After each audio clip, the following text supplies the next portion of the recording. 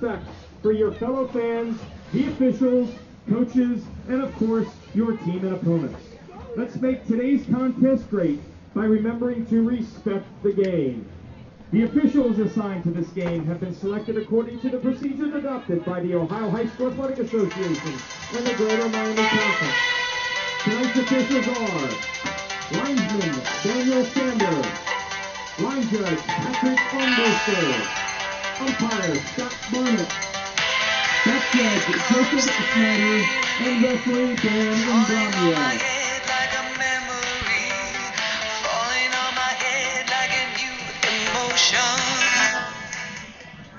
The views and opinions expressed on this program are those of wearecolerain.com and do not necessarily represent those of Colerain High School, the Northwest Local School District, or the Colerain Boosters. Thanks for tuning in and enjoy tonight's broadcast. Welcome to 3200 Ebenezer Road here on the west side. Your Colerain Cardinals have hit week 10 of the regular season and are visiting an old foe, the Oak Hills Highlanders. This is Chris Imanitis with wearecolerain.com along with Brian and Brandon White, and you heard it right there in the intro. A little Eurythmics, I think that was it not, Brian? Shh, we can't say too much. We'd have to pay for that. Here comes the rain again, no doubt about it. We've not even made it to kickoff here, ladies and gentlemen, and the rain has already started. It is cascading all down throughout the field, the stands. It is everywhere. And you can see it in your picture at home as it is just perfectly flowing off of the side of the scoreboard right into that light. Yeah, it's going to be a mess tonight, and unfortunately, I was hopeful, guys, honestly, that we might have been able to hold off till halftime, but no such luck. The rain is coming, and this game's going to be a wet mess. The good news is it won't be sloppy. Oak Hills has a beautiful football field, all, of course, field turf, so they're not going to have any issues with that. So that's the good news. So, again, we're here, and we're going to be bringing you live action tonight. Obviously, we are on the road, so, again, according to Ohio High School Athletic Association rules, we cannot show you live video action of the contest. And just as a note, for those of you that will be following us beyond this week into the second season, so to speak, the playoffs, which will begin next week, next Friday, our time showing live video is over. Once you go to the playoffs, nobody can do it. Those rights are reserved directly for those TV productions that we could show it, but we would need everyone here in the Colerain community to donate a significant amount of money so we can outbid Spectrum Sports. Unfortunately, I don't think that's going to happen. And we'd much rather you hit that little widget in the upper right-hand corner and donate to the Colerain Boosters. We'll get back to that later. We know some of you have done it already, and we can't thank you enough. Truly cannot thank you enough for your generosity and help. So we're about 11 and a half minutes away from kickoff here at Oak Hills High School. The band is out on the field, and the rain is coming down. Everyone's got their ponchos. Umbrellas are up. It's going to be a wet mess. But, we've got a special night here because the Colerain Cardinals are looking to win their 66th consecutive GMC game, which would set a new personal record for the school. With their win last week against Lakota West at home and other things happening in the league, their 18th consecutive, 19th overall GMC championship was secured. So this is the GMC championship is not on the line. They have no losses. Everybody else in the league has at least two. Let's just take a minute here, guys. Let's talk about the incredible accomplishment that is, Brian. I mean, 18 years in a row that Colerain has won the GMC. Well, that runs from two coaches, that's Coach Bowden, Coach Combs, and it just shows you the continuity that the program has. You've got a system in place. You've got a community that supports. You've got tough kids who want to put the work in on and off the field. Football's not a 10 to 15-week commitment when you're at Colerain. It is a year-round commitment, and it shows on the field, year-to-year consistency. Some of the best coached, some of the best conditioned, some of the best football you're going to see in the league. And that's just GMC. If you go back, starting from basically the second year, third year on from the Combs era, you won some Metro Conference championships all the way until the Colerain Cardinals joined the GMC. Was updating the I've got a Colerain accomplishments worksheet. Ladies and gentlemen, please welcome to the field for the final time this season. We are going to take a break here. The Oak Hills Highlanders, Oakettes, and their marching band is on the field. And they're going to be getting ready to do the national anthem. Of course, we'll go silent for the national anthem when they start playing it. But I was looking at the total league championships on record according to the Colerain Boosters, and with the championship this year, Colerain as a school has won 32 league championships in their history, dating back to the MCC, and like you said, Brandon. So quite an accomplishment and something to be very proud of. But the season's not over. And back in the day, I mean, the MCC was the conference. The GMC had Princeton, basically. Right. But the schools that aren't so good now, like, for say, Oak Hills, Mount Healthy, the teams in there, they were much Aiken was in there, right? much stronger at the time Yes. than they are now. Yep. But, as we said, the season is not yet over. It's Week 10. The Colerain Cardinals. Now for the traditional battle song, Highland Fling. We'll let the Highlanders play their battle song. No, it's it's their bagpipes come walking on the field, I believe. No? At one point in their time, they used to have a guy and play the bagpipes and come onto the field. I don't know if that guy's no longer here. He might march the team onto the field. I don't know. Oh, that's right. The guy with the bagpipes walks. I don't know. There's a guy with bagpipes here. Because for those of you at home don't realize this, the Oak Hills is the Highlanders. Yes, the Highlanders, as in like the movie or the TV show. There can be only one, and and that is the one guy. Which doesn't, because they're the Highlanders, not the Highland. I thought there could be only one. Please rise. All right, national anthem time.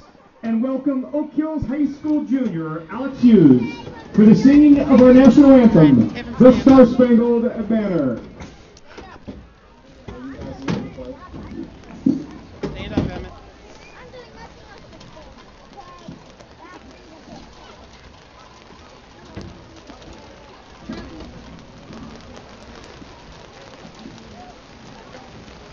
And everybody, we have a few minutes before the national anthem. Okay, so that won't be the national evidently, anthem. Mike wasn't ready, or the just Oak got Hill faked out. student wasn't prepared yet for it. You know, I've heard taking a knee during the national anthem. This is the first time I've ever heard A moment of silence. a fake out on the national anthem. Everybody stand up. How's that bad? Oh, no, we're just kidding. We're going to do it later. Well, there's a very specific schedule, right, that's followed at every school. I mean, they've got it down to the minute, what happens at what time, so that they can get everything done in an order, and then everybody comes out. Yeah, but you throw weather like this in, and we're in a nice, warm press box, but a lot of the coaches that are normally on top of the building, everybody's kind of crammed in, so logistics in the building. You call it warm. I would not say it's warm. It's in the past 15 minutes. With the rain kind of started about 30 minutes ago. Rain. The cascading rain. That was the start of the weather. It's dropped probably 25, 30 degrees since where we walked. That's a little extreme. Maybe 7 to 10 degrees. It's significantly gotten colder. I know. You're also in front of an open I'm also window. in front of the open window, so I can feel. Does it have to be open? Can you close it? Well, let's find out. Well, it might. Hold on, No, we get this kind of reflection. Oh, no, we're not going back to Middletown and doing that all over Yeah, again. we're just getting reflection. It's not, Sorry, guys. Well, the good news is the rain is blowing, kind of coming from behind us and blowing onto the field. So our equipment is not at risk. If at any point the equipment does get at risk, I can assure you we will be closing the windows and or pulling in ambient mics, doing what's necessary. All right. And if you would like to reach us here in the booth, reminder. Yeah, tell us let's the do that. temperature of where you're at. Where you're at. Where are you? What about Lenny Lopez? Lenny out Lopez in California? California can tell us how pleasant it They is had out in Corona, California. the hottest World Series Series game. 100 degrees. Anyways, you can reach us in the booth at radiowearecolerain.com or get us in the live chat on the YouTube stream immediately. And, tell us how nice is the weather if you're out of town where you're at. Yeah, we absolutely would love to hear from you guys tonight. This is a game that, as we said, it may not be the cleanest. Actually, it may be the cleanest game because it's pouring down rain. They're getting ready. We're really just trying to buy time here because they're going to kick off the national anthem here any second. Of course, we want to go silent during that. Oak Hills comes into the game winless on the year. And it's senior night, and it's pouring down rain. And there is two things that are standing out right now while we're waiting for this. Both the cheerleaders and the Oakats and the Oakats and the guy and the ROTC members holding the flag have stood at attention the entire time. Yeah. We've been waiting here for the national anthem to play. in the rain, it's kind of impressive. It's very impressive. Well, what's it? Yeah. Those poor girls out there just standing there. and Especially they don't have leggings on. Yeah, the cheerleaders at least have like a poncho over. The Oakettes don't have. Well, they're in glimmery vests. No, those that's the baton twirlers. Or the baton twirlers. They're sparkly, yet The they're wearing Oakettes are here in white. They're in the middle. Those are not the cheerleaders. Those are the cheerleaders. No, they're not. No. Those are the Those Oakettes. are the Oakettes. The cheerleaders have the plaid skirts. Okay, either way, there are baton twirlers. Clearly, your time at Oak Hills was spent as a football player. Mine was not. So I know all the different girl divisions of the Oak Hills members. And I'll just stop talking there. Just stop. Oh, so they had to. The gentleman singing the national anthem is a football player here for Oak Hills, and they had to go get him out of the locker room. It would be only awesome if he left his helmet on while he sings. He's not taking it off. No, he's going to. Oh, that's a shame. We can't get you a shot of that. But that's a shame. Ladies and gentlemen, here we go. Number 78 in your program. Number 1 in your heart. The national anthem. Junior football player Alex Hughes for the singing of our national anthem. Junior Alex Hughes, offensive lineman.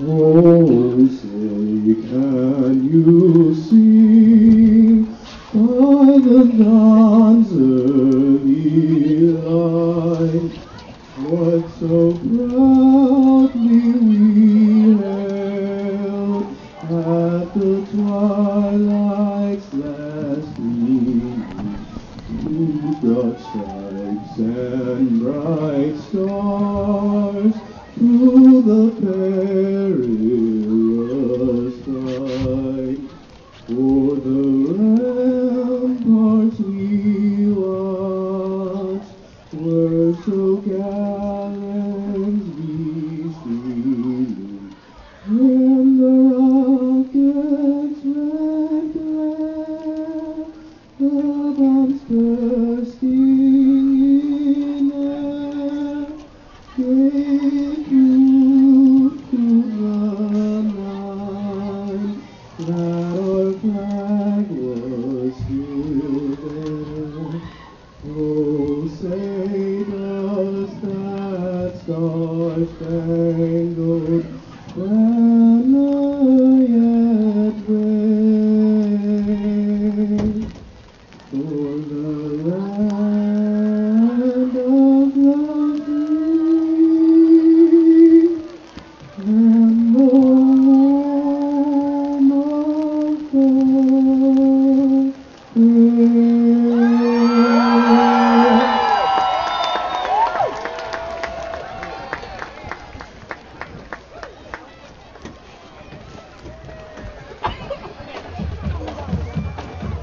So that was our national anthem. The junior Alex Hughes standing out there in the rain in his football uniform. What a trooper. Yeah, buddy. So again, welcome to 3200 Ebenezer Road, your Colerain Cardinals here in Week 10. This is Chris Simonitis back on the mic, missing last week, feeling under the weather. Did not have any voice at all. It had nothing to do with the mass request for you not to be here, Chris. Not that I was aware of. Yeah. Maybe that was very clandestine. We did say that out loud, didn't we? Oh, did I say that loud? It was senior night, and I did not want to miss it. But fellas, I felt horrible last Friday. And I appreciate you guys stepping up and taking charge. The Colerain Cardinals are taking the field now. They're in their all whites, which we haven't seen in quite some time. But the rain continues to pour down and will for the rest of the evening. The radar is not good. We do not expect or anticipate a break early at any point. So turnovers are going to play a part tonight. But let's go ahead and take a minute here as we're very, very close to kickoff here. Not quite 20 seconds away, which is what the scoreboard says, because the entire band is still on the field. So we've probably got a couple of minutes here. Colerain comes into the game 7-2 on the year. They have run roughshod 7-0 over the GMC, and with a win tonight, they will go undefeated, extend their winning streak to 66 consecutive GMC games. Oak Hills comes into the game winless. They've had a really rough season. That goes without saying, unfortunately, with that record. And last week, they had an opportunity against Middletown, also winless, but couldn't quite pull out the victory. And for first-year coach Kyle Prosser, I'm sure it's been a learning experience. And it's his second year here. Oh, it's the second year. My apologies. For second-year coach Kyle Prosser, it's a learning experience, and I'm sure that he was not all that excited to see Colerain on the schedule in Week 10. And this is a team that can score points. They took a playoff-bound Milford in the opening game of the year. They took them basically to the last play of the game for Milford to beat them. And the thing that stood out about them is Wyke. He's been starting here since he was a freshman. Quarterback. That's the quarterback. Jacob Wyke. Yeah, leads the GMC, 1,529 yards. He has 11 touchdowns, but 8 interceptions. You said this team scores 32 points a game. And in the GMC, I don't care who you're playing, 32 points a game it's an accomplishment. But unfortunately, they're giving up 39 points a game. And this is the stat that really jumped out to us. It's got to be more than 39 points a game. No, they give up 39 points a game, which is last in the GMC, but they only score 19.6 points a game. Anyways, the stat right. I was looking at the how many yards per game. No, that's okay. Yep. The stat that really jumped out to all of us when we were looking at it coming into the game is that they have 6 punt returns on the year. Now we said, why does that mean? That means the other team has only punted 6 times against them in all 9 games. Yeah. In 9 games, and that's just this defense again. Last in the GMC. We'll see what the Cardinals do tonight. Yeah, Oak Hills had won the toss. They deferred the second half, so they're going to rely on their defense that gives up 444 yards per game. Offensively, this is the kind of game that Colerain should shine. Now, a couple of notes that need to kind of get out of the way first. Again, if you want to reach us here in the booth, the email address is radio@wearecolerain.com. We would truly love to hear from you, where you're listening from and what you're doing this evening as we get ready to kick off the ball here. Or you can be like Jim and Terry Shear from listening from Chicago, Illinois, and get us directly in the live chat. Yep, absolutely. Brandon's over there all over the live chat. So I'm not sure the referee has walked. Okay, I see. The kicker didn't have a mouthpiece.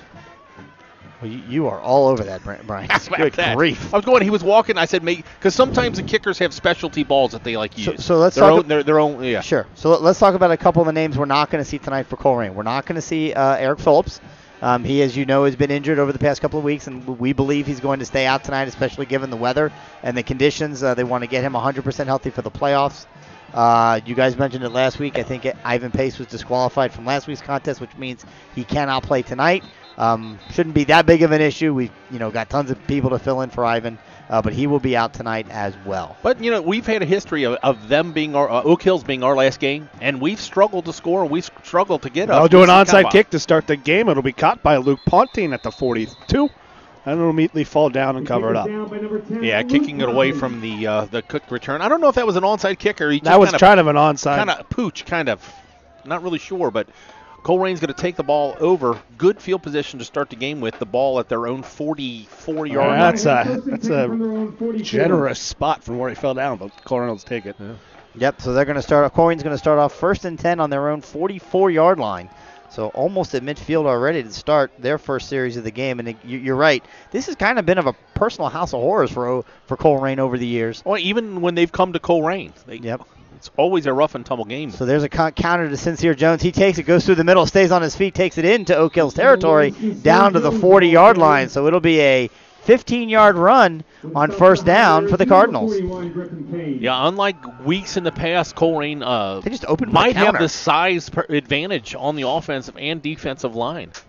Oak Hills is a very young team. They've got a lot of youth, but they're starting a lot of seniors and juniors. I know that they're the senior class, and I'll get to it just here in a minute after this play.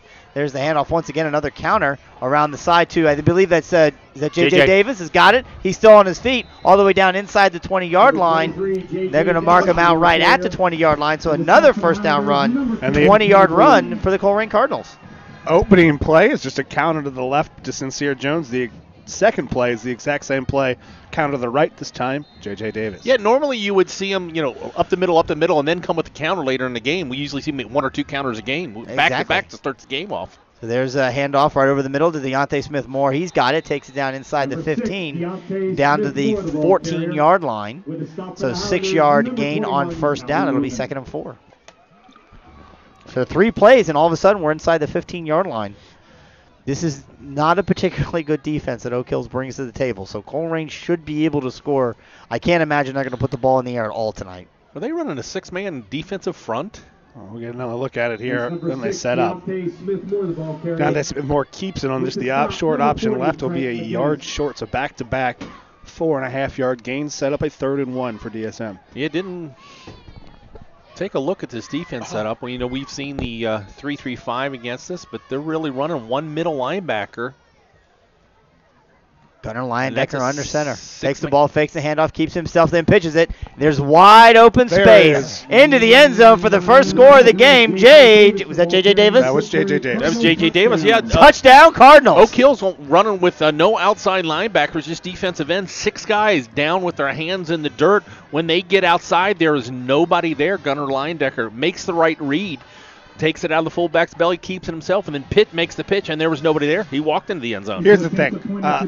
Oak Hills is going to have to get out of that defense immediately. Yeah, no, that can never work again. We should never. And this is something that happens is Mango gets set to kick, Martini with the hold, Ponting with the snap. Interesting to see how Chris Snap handles these is conditions. bobbled. Martini has it, and he'll be tackled. So a bad snap.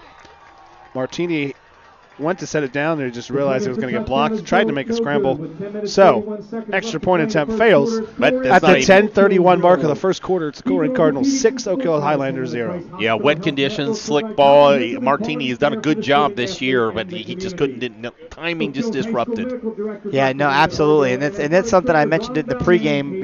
Before we went live, I'm real interested to see how special teams and specifically Mangold handles this weather, because if we have aspirations of playing deep into November, we're going to see days like this, and it's a good experience for them. And I don't think it affects the kicking as much as it would affect the snap. Yeah, and the snap and the hold. Absolutely, you're exactly right, Brian. And we'll get 10. Take this time to remind everyone you can reach us in the booth in the live chat or at wearecolerain.com. This is why we're hearing from the email. This one from Lenny Lopez, listening. We're assuming from Corona, California. Lenny, what's the temperature out there, man? We'd love to hear, because it's like 40 degrees and rainy here. Yeah, it's a balmy 42. Yeah. So honestly, that was as easy a touchdown as you're ever going to score. A minute and a half into the first quarter, Colerain up 6-0.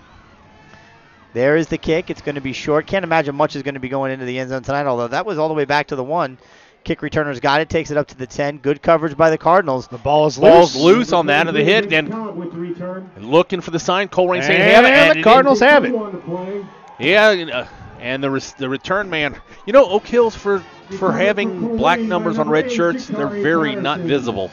Well, no, just that corner. You can see them. It's just that far right corner of the field that you can see them once they get to about the near hash mark, but from that distance, you're correct. It's difficult to differentiate the numbers. That was number 23, Vince Cobb, on the return, a 5'9", 155-pound junior. So first down for the Cardinals at the Oak Hills 14. Let's just hope they get out of that defense. Well, for their sake.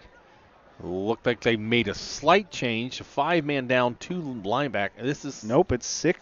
It's 4 down linemen, 2 outside linebackers, and 1 in the middle. You think maybe they just... Well, nope. We'll get there. Let's see. Gunnar drops back, passes it way over the intended target.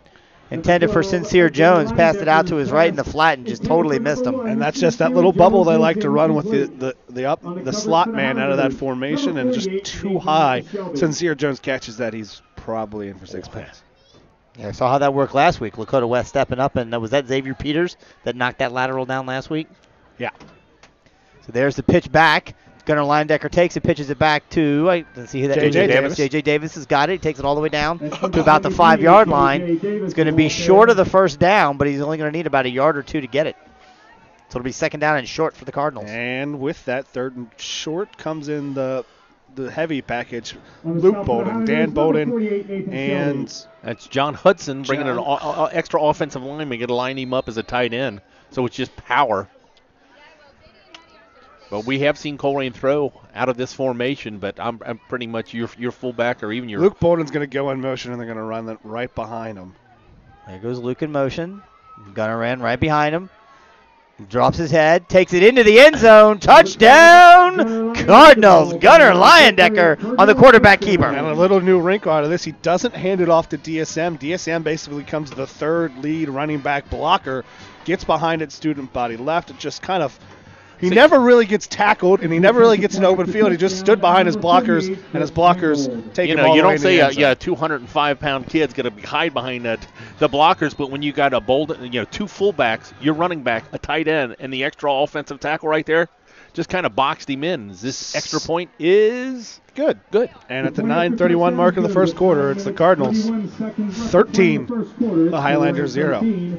Want to take this minute again to thank you all for tuning in to tonight's broadcast and call something out for you. At the upper right-hand part of your screen, you're going to see a little circle, a little widget. If you click on that widget, you'll see a little box pop up, and it'll show you that you can make a donation to the Colerain Boosters. This is a really, really cool thing that Google and YouTube are doing, where they're allowing fee-free. It does not cost you anything. It does not cost Colerain Boosters anything. It's completely free in an attempt to try and continue to fund worthwhile causes and organizations. You can click on that little widget and make a donation tonight to the Colerain Boosters to support literally thousands of kids that are helped by the Colerain Booster organization every year. Not only all of the sports, not only all the activities, not only all the clubs, but also Colerain Middle, White Oak Middle, and basically any organization, club, activity, sport, or otherwise that comes to the Boosters that asks for help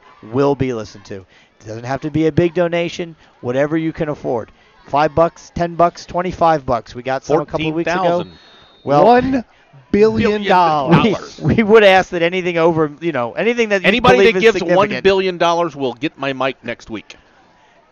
Colerain kicks it off. It's caught at the 10-yard line and immediately pushed back to about the 16-yard line by Vince Cobb, who's the return man, leading Oak Hills with 21.9 yards per return. But Oak Hills has got it. We're going to see this high-powered offense of theirs for the first time tonight. So to finish off that thought, please you think about it as you watch this broadcast and realize that it's free. It costs you nothing, but you get the enjoyment of hearing our dulcet tones every week. And also, of course, we'll be bringing you playoff coverage starting next week.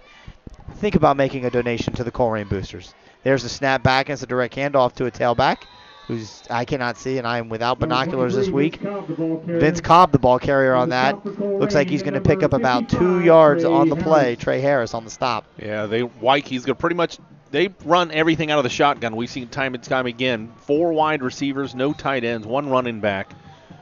This rain is coming down. Wikie drops back the pass, finds an open receiver right across the middle. Soft spot takes it all the way out to about the 39-yard line. So an Oak Hills first down.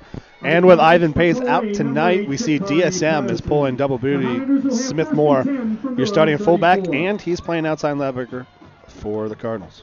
So I don't know if he's ever got the start. Here he comes in on the rush, and he's going to make a tackle in the backfield and hold the runner to only 1 yard. Vince Cobb, once again, the runner for that. Say it, will it, and it'll happen. And we call out DSM. He makes the tackle immediately after. Just a simple handoff up the middle, stopped immediately. Oak Hill, if it sounds like we're moving and talking quickly, it's because Oak Hills does not huddle. They are moving very quickly. 2 wide receivers to the top. Snap is back once again to Wikie. He takes it, hands it off, and that is not going to go anywhere. Javon Hicks, the UC recruit, wraps up the tailback. Once again, it's Cobb in the backfield. He's going to lose about 3 yards on the play. And the nice thing for the Cardinals is that was just a trap to the left side there. You might be without your starting outside linebacker, but Javon Hicks and Cecile Jones almost are extra linebackers. There's big size for the corner position. 4 wide receiver set now, 3 wide. Wikie's got it again. The senior starter is shifty. Bolden is in pursuit. He's going to end up getting through him, getting a few more yards, but going to get tackled right at the 40-yard line. He's going to be a solid 4 to 5 yards short of the first down. Now, that doesn't mean anything for Oak Hills. They typically will go for it on 4th down, but it looks like on their side of the field, they don't want to take that chance. Yeah, it's 4th down. They're at the 40-yard line. They need almost 5 yards to get. So, but it is Oak Hills. Traditionally, they like to go for it a lot, and I would not be surprised if we saw a fake here from the Highlanders. Didn't even make it out of the first quarter. You got to be kidding me. They're not faking it here. They're going to punt the ball. They're down 13-0. They've got nothing to hold back. And there's the snap, and there's the kick. It's a very nice punt. The ball disappears into the night darkness, and it comes back in the light right to the sideline. Good catch by the Colerain return man who cuts, makes a few guys miss, stays on his feet. He lost the ball, and it's all over the place. But picked back up. Freddie Johnson, the freshman, playing special teams. Johnny on the spot, picks it up. It bounced right to him. Yeah, Javon Hicks had a big return. He caught her about the 25, but it circled back and almost inside the 15, gets out at the 35, and that ball gets loose and comes right back. Freddie Johnson picks it up at the 30-yard line. It went backwards 5 yards. But the most important thing is Colerain retains possession, but now they'll start off 1st and 10 on way over on their side of the field, their worst starting field position of the night. And I tell you what, rain's coming down a little bit harder, and even for a turf field, there are puddles on the field. Yeah, it's just that one spot on the 30-yard line. Yeah, you're right. I don't really see him anywhere else, but yeah, this is going to be a difficult night. Gunnar Leindecker takes the handoff, fakes it, takes the snap, fakes the handoff, keeps it himself. I don't know that was the right call. Well, he did. And he picked up about 4 yards on the play. He picks up 4 yards. You know, everybody else has scored so far. He got a little selfish on that play. If he pitches that ball, Sincere Jones was on the outside. He pointed upfield, go, hey, there's nobody in front of me there. QB. Maybe you want to throw that. But yeah, what are you complaining? He got 4 yards on 1st down, 2nd down and 6. He can't score a touchdown every time. Gunnar Leindecker under center now in the I formation. There's the handoff to the fullback. He's going to pick up another 2 yards on the play is Deontay Smith-Moore. On the stop. Again, no Ivan Pace tonight due to his disqualification from last week's game. From what I can tell from listening to your broadcast, was a very sensitive head referee. Very sensitive. I am going to bite my tongue on that one. I won't. He was very maybe a little overly sensitive, one might say. At any level of football, from Pee-wee, 5th grade, 5-year-old, 6-year-old instructional, I've never seen a worse official. Well, that's not true. So much for biting your tongue. There's Gunnar on the counter. Hands it off. This time J.J. Davis has got it. He takes it around the end. He's going to make 3 men miss. He's fast. He's going to have enough for the 1st down into Oak Hill's territory, all the way down to the 47-yard line. 1st down, Cardinals. So J.J. Davis on that counter picked up about 25 yards, but I guarantee he's going to get yelled at in film because that play is designed to go in the side. Cardinals opened up a hole. He's got the 1st down. Probably more can get on a track.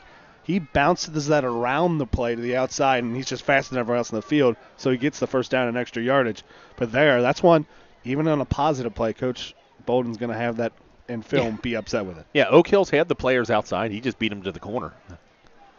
Once again, I formation. Gunnar Leindecker under center, takes the ball, fakes the handoff, keeps himself. He's got a pitch, and it's exactly what he did, and it's wide open along the far sideline, all the way down inside the 20-yard line is Sincere Jones.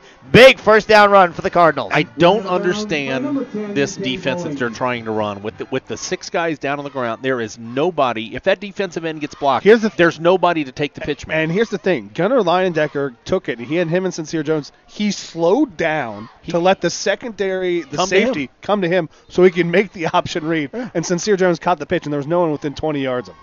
1st down and 10, not inside the 20, right at the 21-yard line. So with 5 minutes and 17 seconds left to go. Switch the defense up here. Looks like a traditional 4-4 now. And we see this occasionally from teams against us. They try a gadget of some sort. There's some sort of gadget defense. We saw it a couple years. Middletown ran with no one in the middle, and the fullback ran for like 300 yards.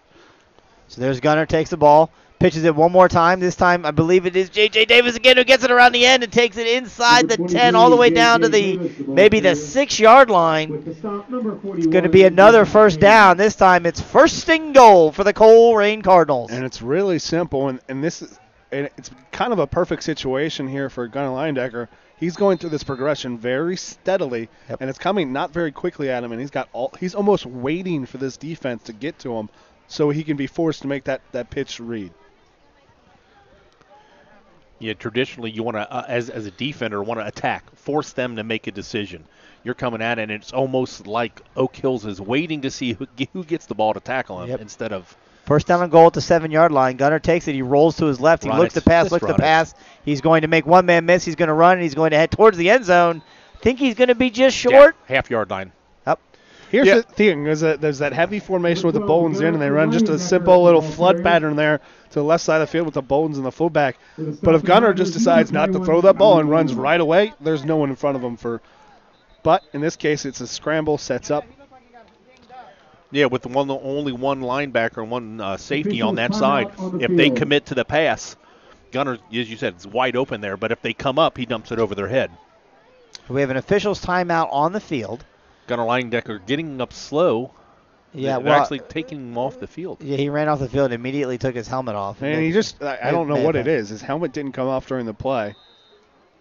Now we're going to have a timeout, Colerain. Timeout, Colerain. So I didn't see his helmet come off. Well, Good no, luck to senior Drew I don't June, know. freshman Megan John, and junior It'll be second down and goal from the 1 yard line. I don't understand. I think Coach Bolden's out there right now asking that same question. Like, what's his helmet didn't come off? His nothing. In order to qualify for the state, they need to finish. Yeah, we don't know if it was. Yeah, I was thinking maybe lightning or something, but there's no lightning. The referees kind of got together. I don't know if maybe there was some extracurricular activity there that happened. Some joint. But he didn't hit his head. It's the quarterback. He didn't hit his head. He didn't do anything. Right, but I don't know if we had some, like maybe some offensive linemen tied up. And they told Gunnar Leindecker to leave the field Okay. for some reason. I'm not understanding this right now. Now, blood. Maybe it might be blood. That might okay, be. that could be. So let's take a second here, right? Because one of the other things I want to mention again, thank you for tuning in to tonight's broadcast. You can reach us at radio@wearecolerain.com. Also right here in the chat, live chat online. Do we have any other new people? And we'd like to remind you, thanks for understanding, Michael Falke and Brandon Bosserich, Bosarge. Again, I apologize if I put your last name. But again, we have to keep it on the scoreboard. Can't show live game footage for away and playoff games. But thank you for tuning in to regardless. Tonight's broadcast. Absolutely. Colerain marching back out on the field. The offense now back out there. Now, is Gunnar back in at quarterback, or is they move DSM? DSM is in a quarterback, so this is strange, but it is what it is. Hamaz Abdul-Wahid in at fullback. To Deontay Smith, more under center, takes the ball, runs around to the side, lowers his head, and he's into the end zone. Touchdown, Cardinals, number 6, DSM. Same play Gunnar scored on earlier. They just run heavy to that left side. The two fullbacks, two tight ends, and on that side he just tucks in behind him and just finds a little crease and gets in easy. I'm a little surprised, and maybe I shouldn't be, but why do they not go for the 2-point conversion here? No need to. Okay. I mean, it's an opportunity to work on it, right? I mean, but pretty much what the play that they just ran with the heavy package for the touchdowns are pretty much a 2-point conversion. So we're going to try an extra point attempt here again. Snap is back, hold is down, kick is up, and kick is good.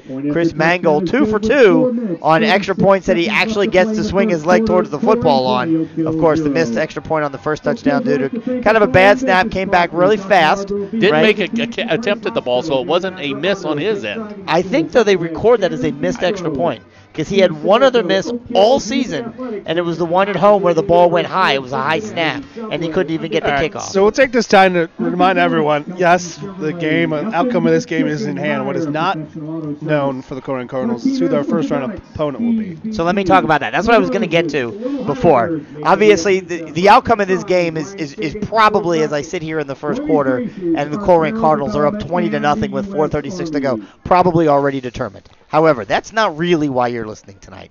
I know why you're listening. I know why my wife isn't home listening. I can tell you right now. It's Harbin Day.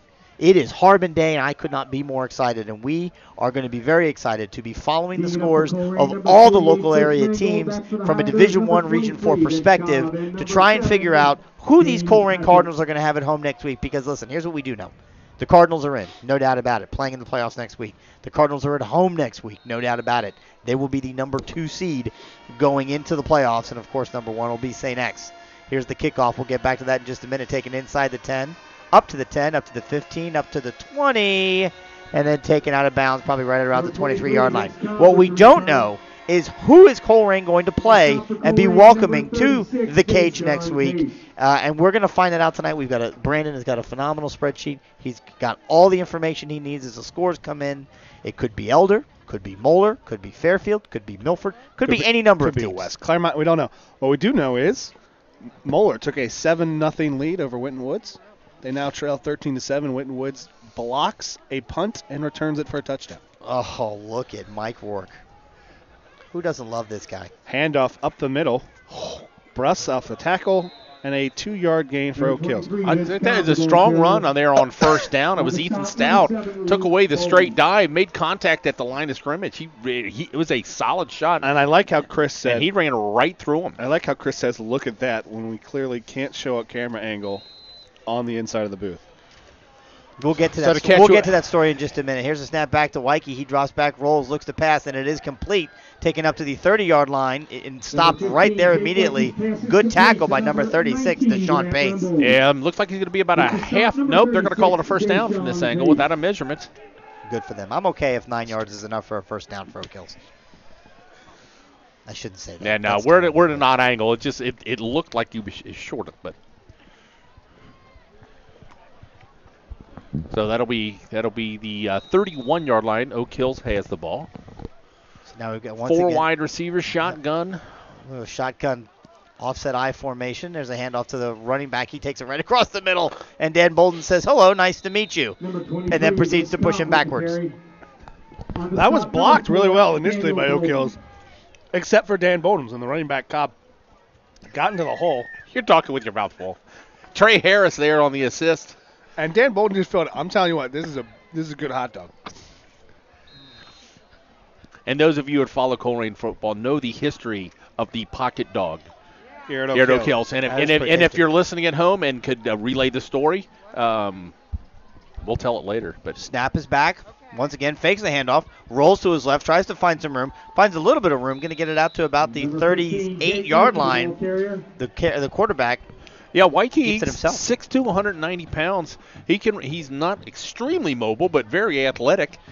Makes something out of nothing. They went play action. He looked to the right side. It was well covered. He ran it to the left. He's going to stop about 3 yards short.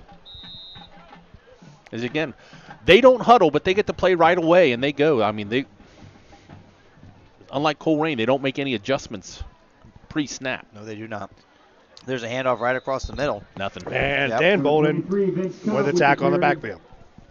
Tripped up by number 55. This is a good spot now. Same exact spot almost as the last possession. And they only need 4 yards, probably down 3 scores. It could be a good area for a fake. If they're going to do it, this would be the time.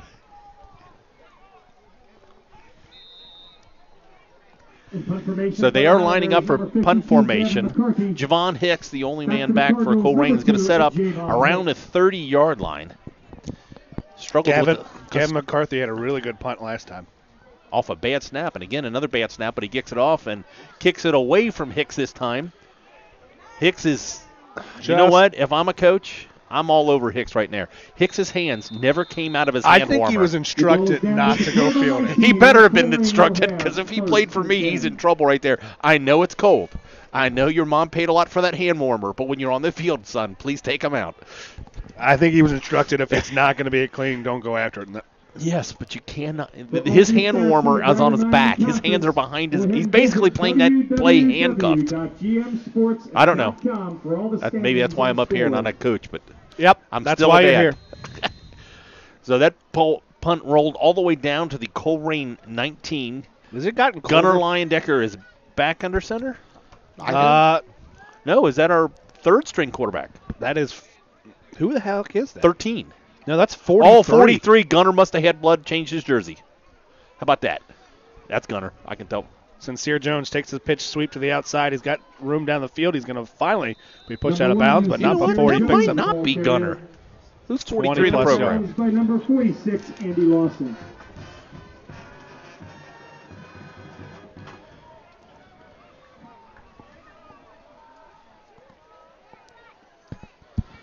That was a good dog.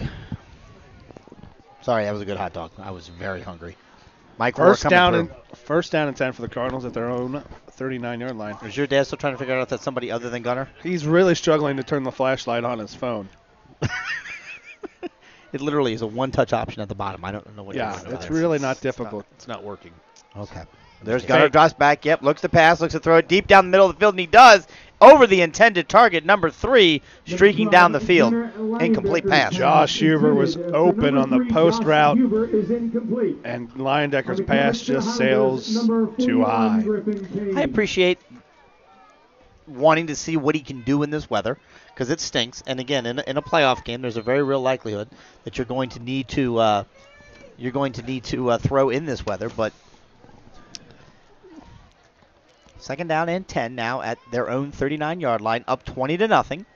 1 minute and 10 seconds, 1 minute and 11 seconds. Clock stopped on the incompletion here in the first quarter. Gunnar under center, takes the ball, hands it off to the fullback. Great read on his part. Number 6, Deontay Smith-Moore, takes it all the way up, enough for a first down. He needed 10 yards. He got 10 yards. Brian, what are you doing? Brandon messed with my phone. I was just trying to show him how a flashlight works on an iPhone. It's not that difficult.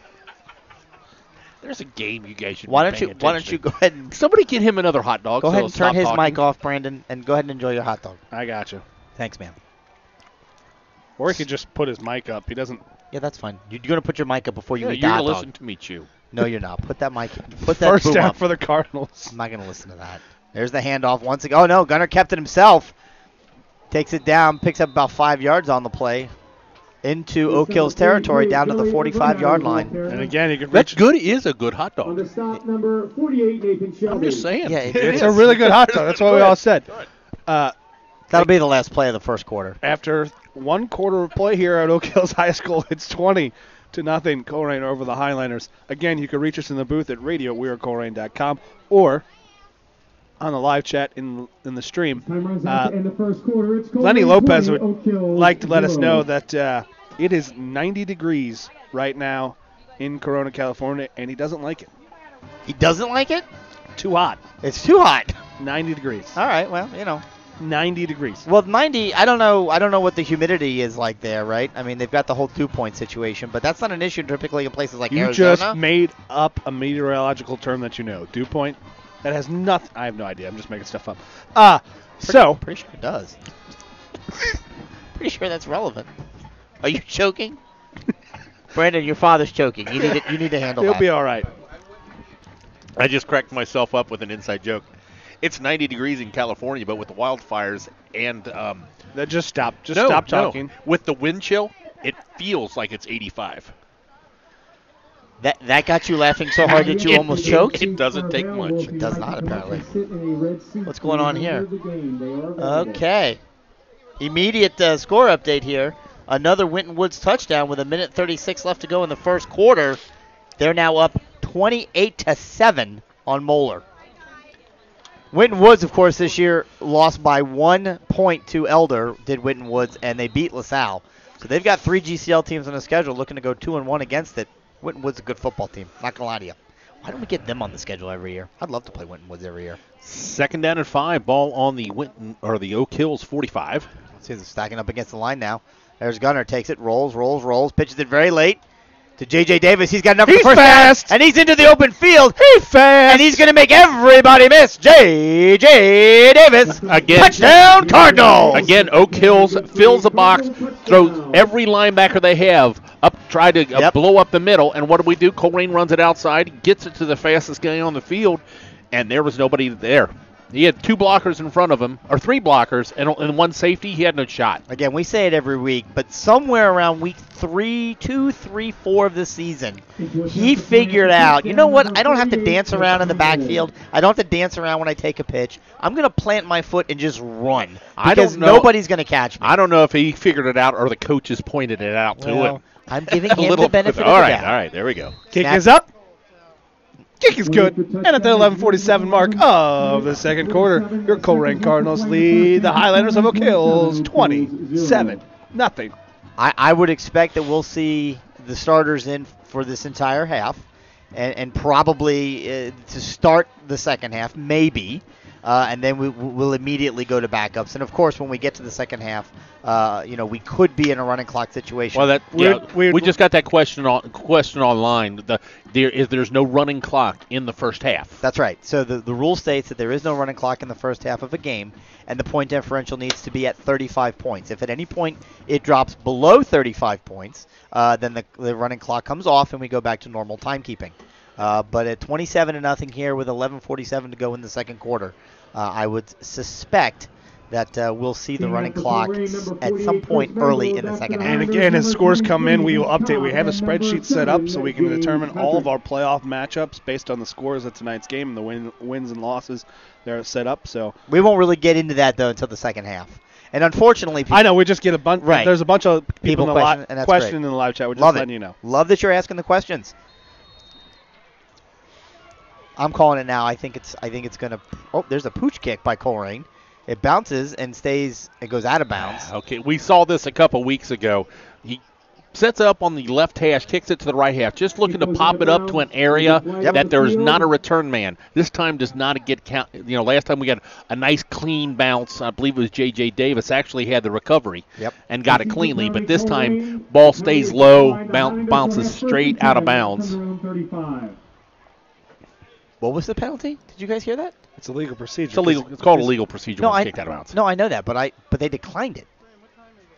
Well, they might have took it where it went out of bounds. It went out at the 35, At the 35. or he could have marked it at the 35. Yeah, so so- either way, they got it at the 35. So interestingly enough, we're in the second corner, and there hasn't been an actual penalty yet on either team.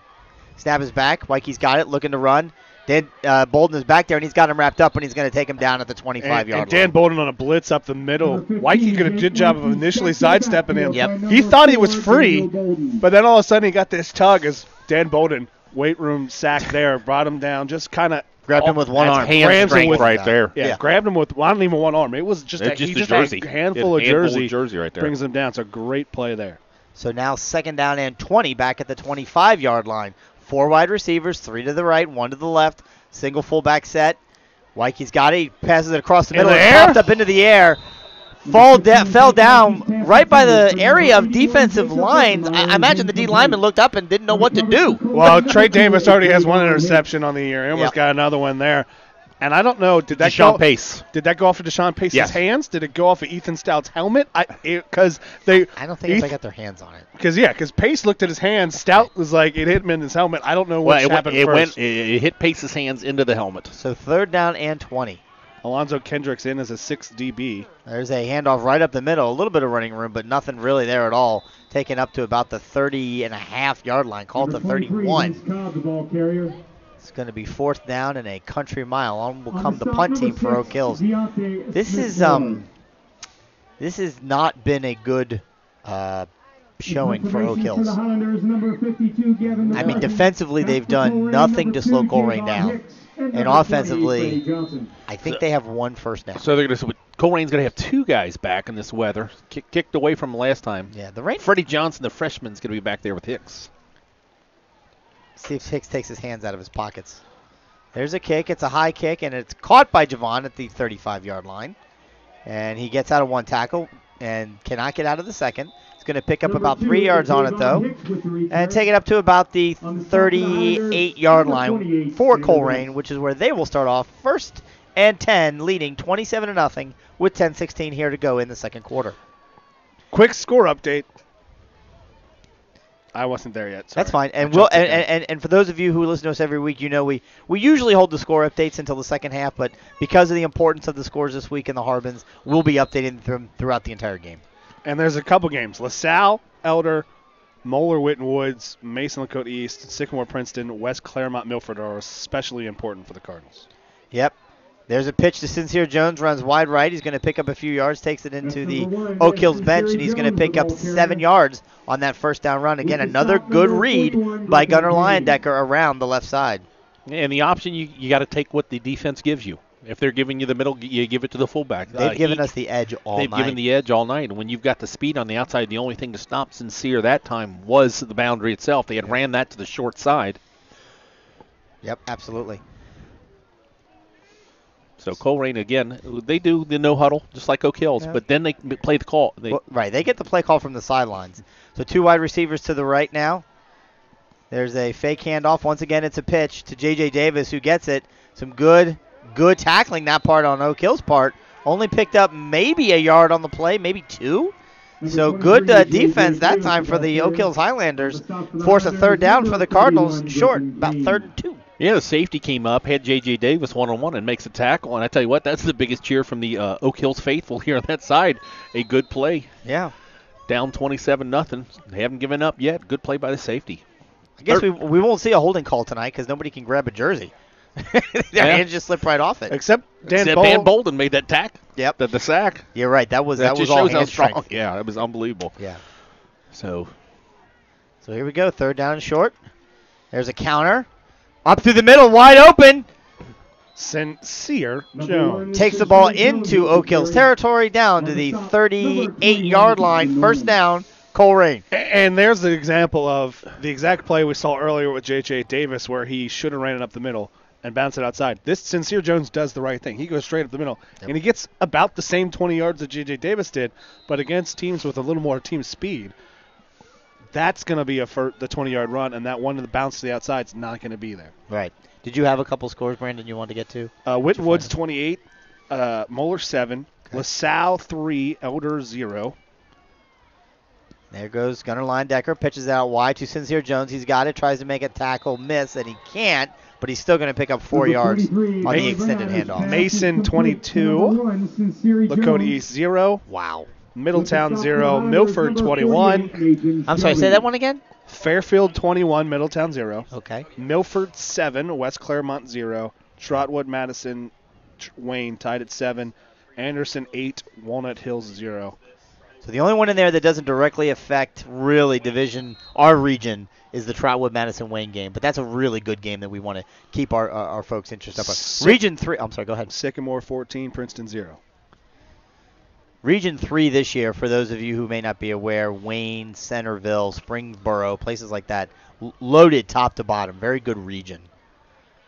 Gunner takes the ball, fakes the handoff, keeps himself, goes around end, makes one man miss, takes it all the way down inside the 25-yard line down to the 22. I think they're going to mark him at the 25, actually. I guess he got his knee down at the 25.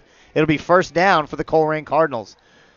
The clock continues to run on the run. Oh, no, I'm sorry. It stopped there momentarily on the move. Yeah, until they move the chains.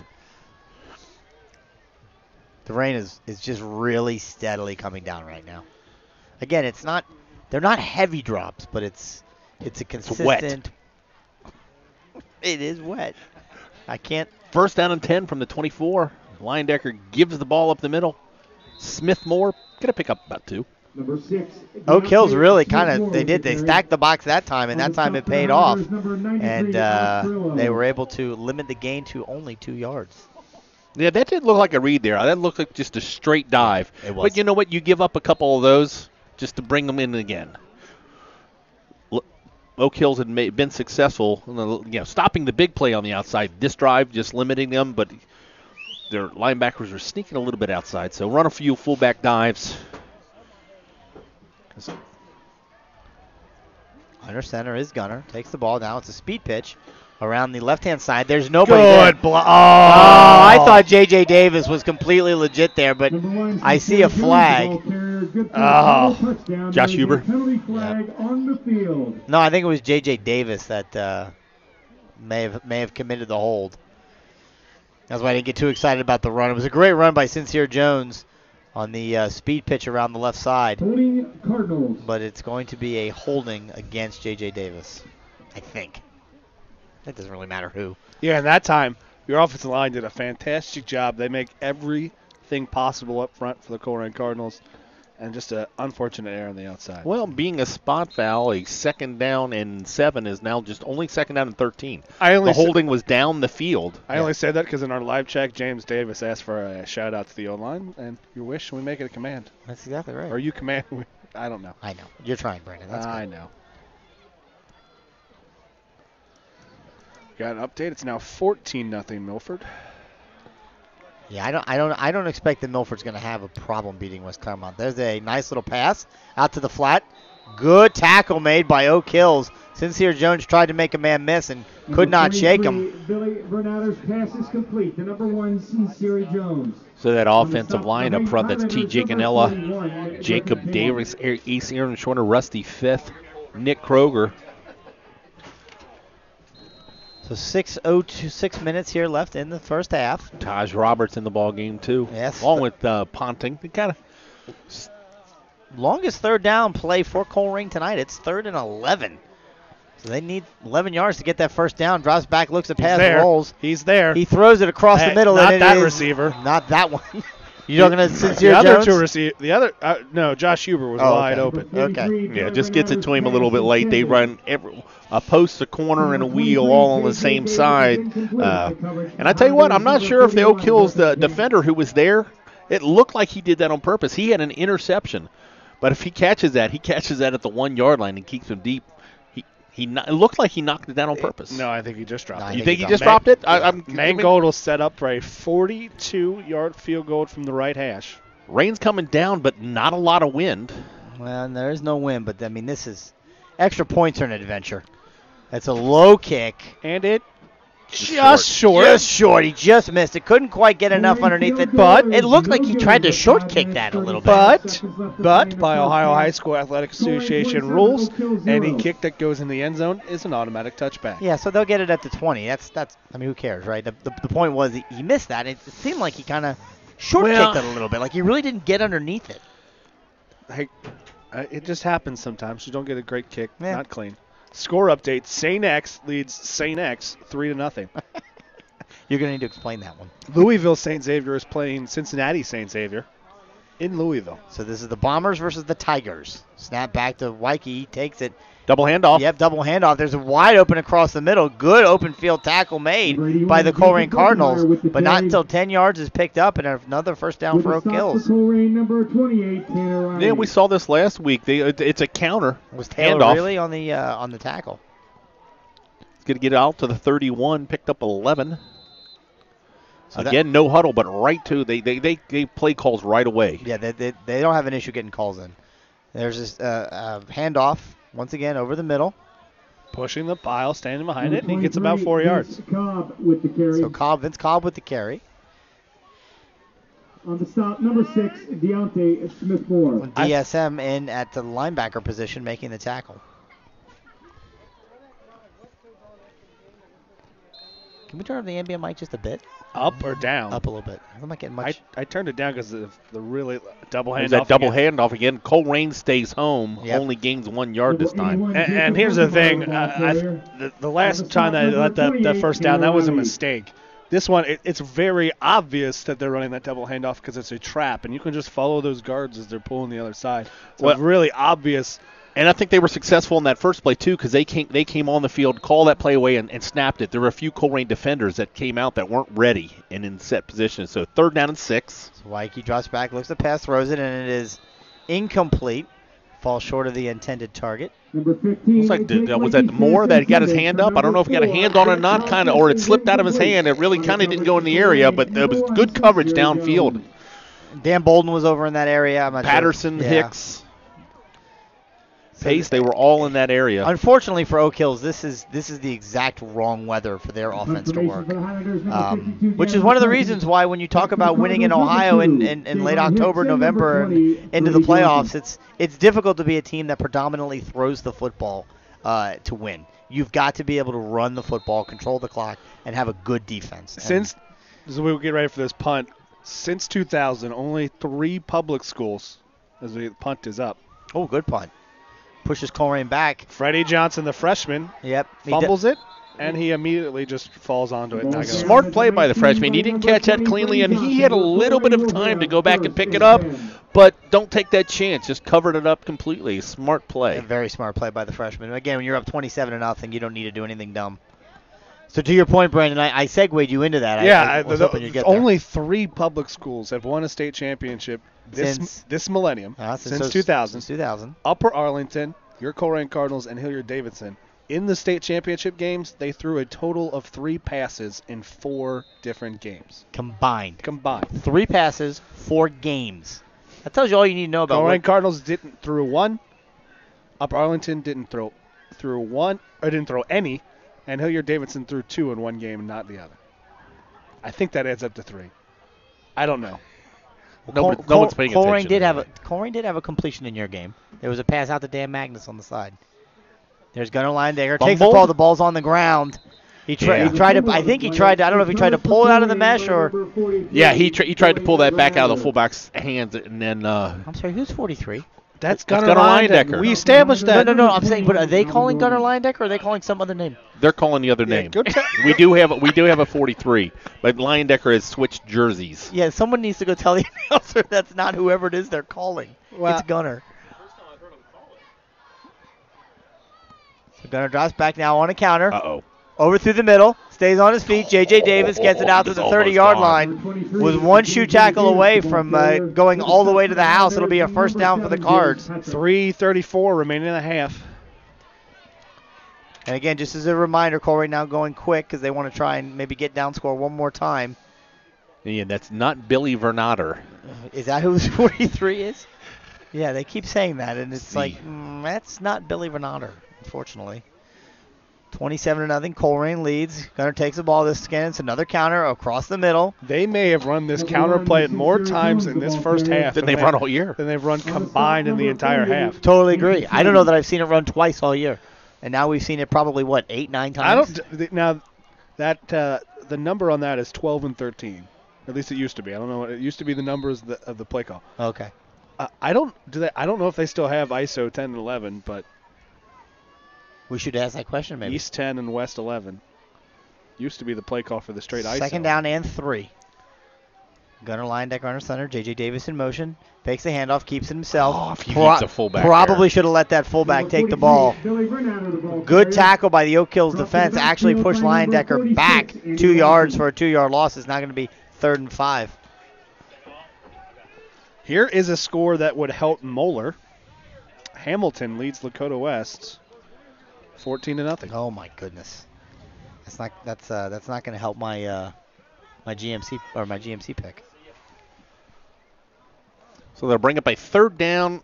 They're down to Let's 5. call it 5. Yep, 5 and a half. at the 35-yard line of Colerain. Not sure what the holdup is here. Okay, here we go. 5 seconds left in the play clock. Yeah, they didn't stop the play clock, that's for certain. Drops back, looks to pass. Gunner throws it over. It is in and out of the hands of the intended receiver, number 3, Josh Huber. And I'm not even sure that he was the right receiver that should have been thrown to, but it was. And They just ran a quick hook. He He needed missed it. 5. He ran a 7-yard little hook pattern there. Gunner Leyendecker, it's a little bit high just above his helmet, but it hit him in both hands. Slick weather. Colerain's leaving their offense out. Nope, here comes the defense. yeah, there's no way the offense is Well, gonna I mean, down this first is a speed. good spot for a fake. Oh, my God, would you stop with the fakes? You're killing me. There's not going to fake the ball. You don't know that. So that's Lawson Sandusky will set up about his own 20. Promise you they're not going to fake the punt. Oh, if he fakes this. In punt formation for Colerain, number 19, Lawson Sandusky. Sandusky's got it. Nice, a good run. It's a Oh, low that's going to kick. bounce, too. That's going to bounce. Oh, yeah, that's a good kick. It goes down inside the 30, inside the 25, right down to about the 20-yard line. So kicked from one 35-yard line to the other 20, and now we've got a late flag. Looks like there may have been some extracurricular activity up around the 35 of Oak Hills. A 50-yard punt. Is that what it is? 15, 20, was it 20? 50-yard 20, punt. 30, 40, 50, yeah, 50. 50-yard punt. We'll take that. That's a good average. Way to go, Mr. Sandusky. I'm guessing this was somebody at Oak Hills mouthing off to a Colerain player. Or Luke Bolden. One of the two. Was Luke the one over there? I Yeah. didn't see. You know, We'll see. it's Is what it is. dead ball. Unsportsmanlike conduct. Nope, it is on Oak Hills. Foul. Call it both ways. Unsportsmanlike conduct, Oak Hills. I hate that. Unsportsmanlike conduct, Colerain. Well, if it's mutual, yes, it's got to be one or the other. But and a lot of times you don't like the guy who retaliates gets caught most of the time. So just don't call it. Well, you kind of do that to let everybody know that you're watching. It's like, okay, you guys are both bad, just don't do it again. Okay. I have to believe that the temperature is dropping because I'm feeling it over here. I told you, Well, you're the one not it's further. dropped 73 It's degrees dropped since at kickoff. least 58 degrees. You 98 degrees. Nick Lachey approves. First of all, that was 40 minutes ago when you said that. Look, Chris, look at me. Look at me right now. Oh, I know. I can You see the I fog can coming see- out of my breath? It's not fog. But I know what it is. Yes, I can see your The breath. moisture. You can as see you the exhale. water vapor. The remnants of Exactly a pocket right. dog. Well, I got to tell you, I didn't think that phrase was going to be uttered tonight. So 2 points to you, Brian. Well done. Snap is back to Waikiki. He's got it. Looking Tight end's further wide across the open. middle. Deshaun It Pace is- It's Yep. wide open. Deshaun Pace intercepts it. He takes it. He's inside the 10. He's still on his feet inside the 5. Into the end zone. Are there any flags? Nope. Touchdown, Cardinals. Yeah, just a quick little pop pass. They tried to find the tight end. It just kind of bounced off his shoulder pad and went right into Pace's hands. He takes it from about the 30-yard line and takes it into the end zone. And sometimes. His first of the year? Yeah. Second of the year. I don't know. We'll figure it out. Third. 18th.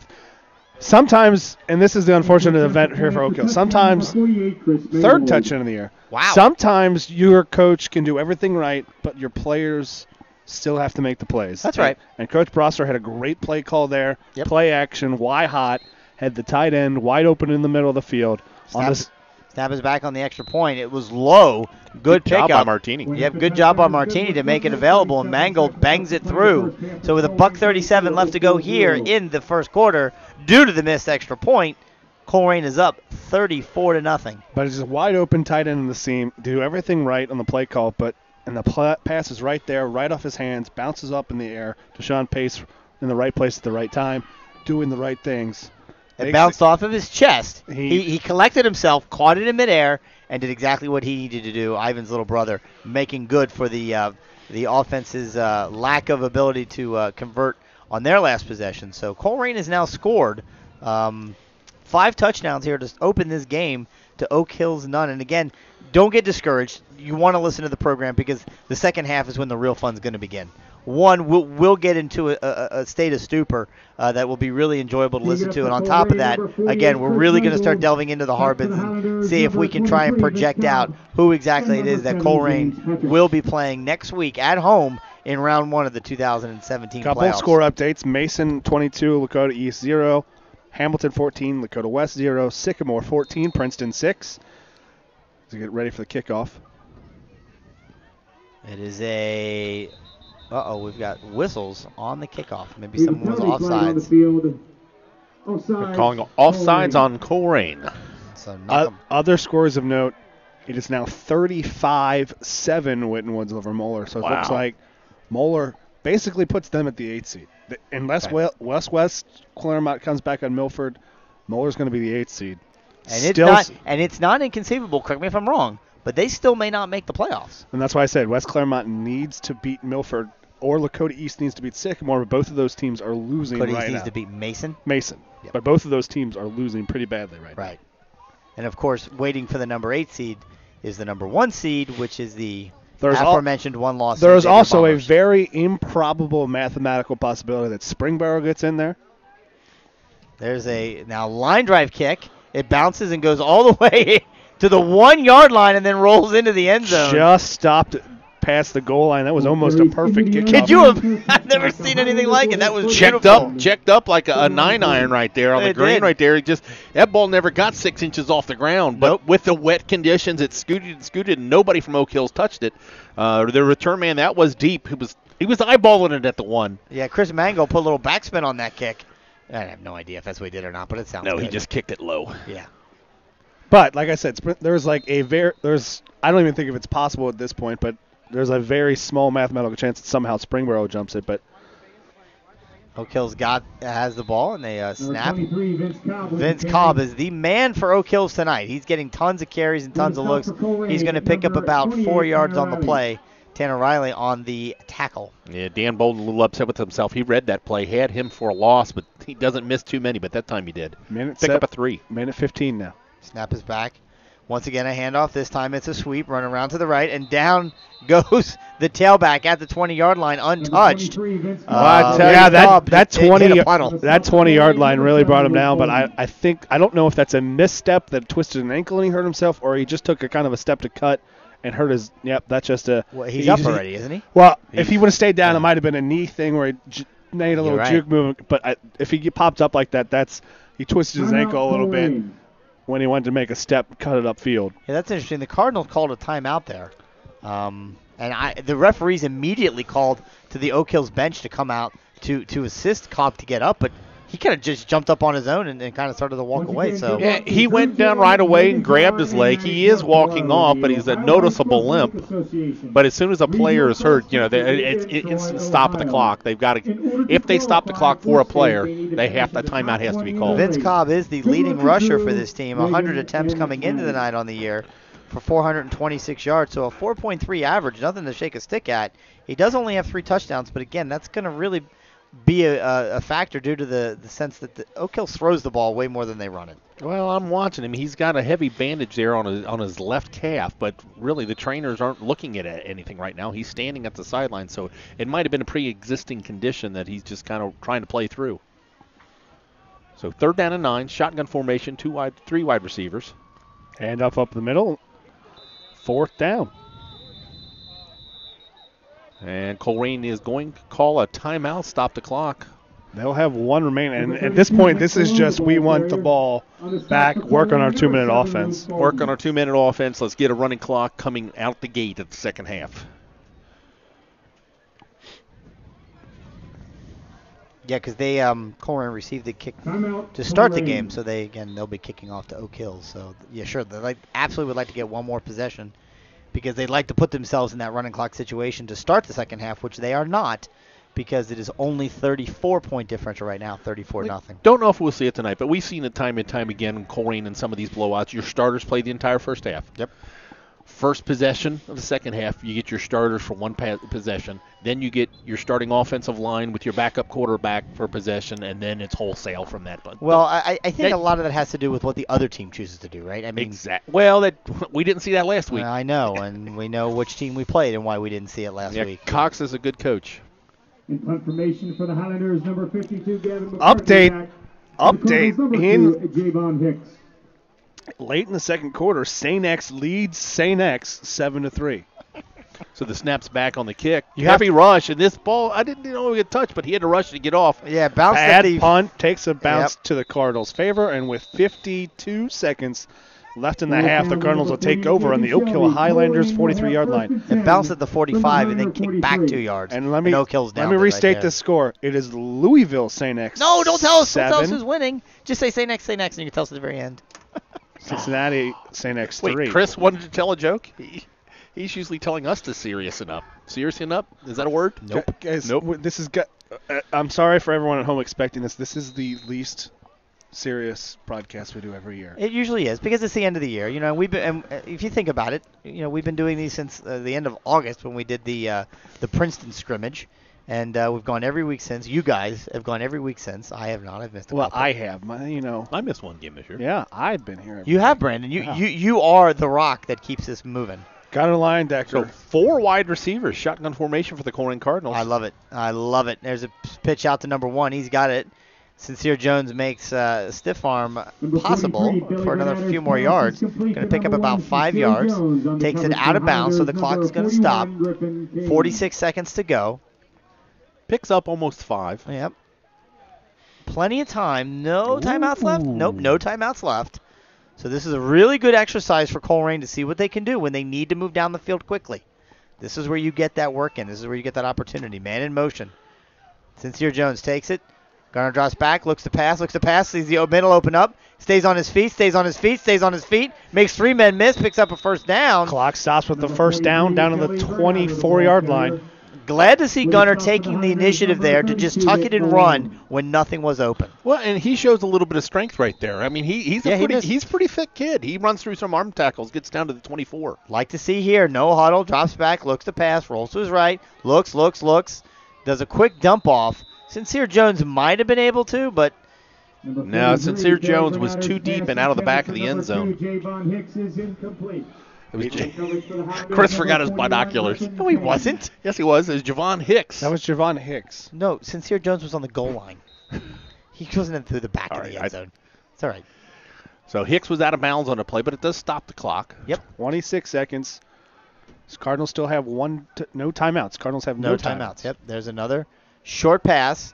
Good coverage by Oak Hills and out of bounds. Even better job, though, by Javon Hicks to get out of bounds. Yep. Number 43, Billy Vernatter's pass is complete to number 2. Billy Vernatter is going to have some very good stats in this half. This is probably Billy Vernatter's best. Someone game. needs. Can we have some support staff here? Can one of them go tell the Oak Hills guy that is not for? Jason, what are you doing? You literally, we don't have Twitter up and running tonight because of the ring. Can you go do something?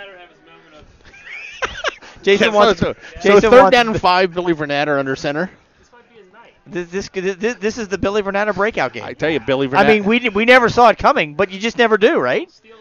Vernatter takes it. He pitches it this time to Deontay Smith-Moore. He takes it. He's going to take it down inside the 15-yard line. Very close to the first down. Very close to the first down. If he doesn't got it, they're stopping the clock for a measurement.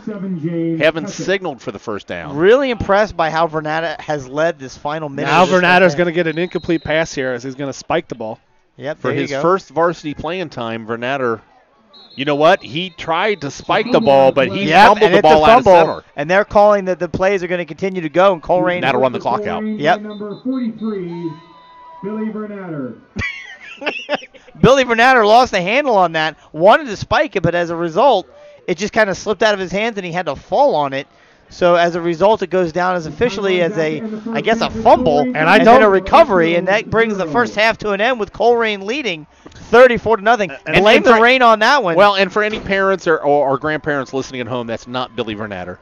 We're kind of having a little bit of fun with it, making fun of the Oak Hills. You guys are PA. laughing. There was a serious play that just happened. It looked like I've never seen Colerain run off a field that fast. the exchange was messed up because the Oak Hills defender tried to make the interception basically, diving through, and Ace Anderswinder got up really slow on that play.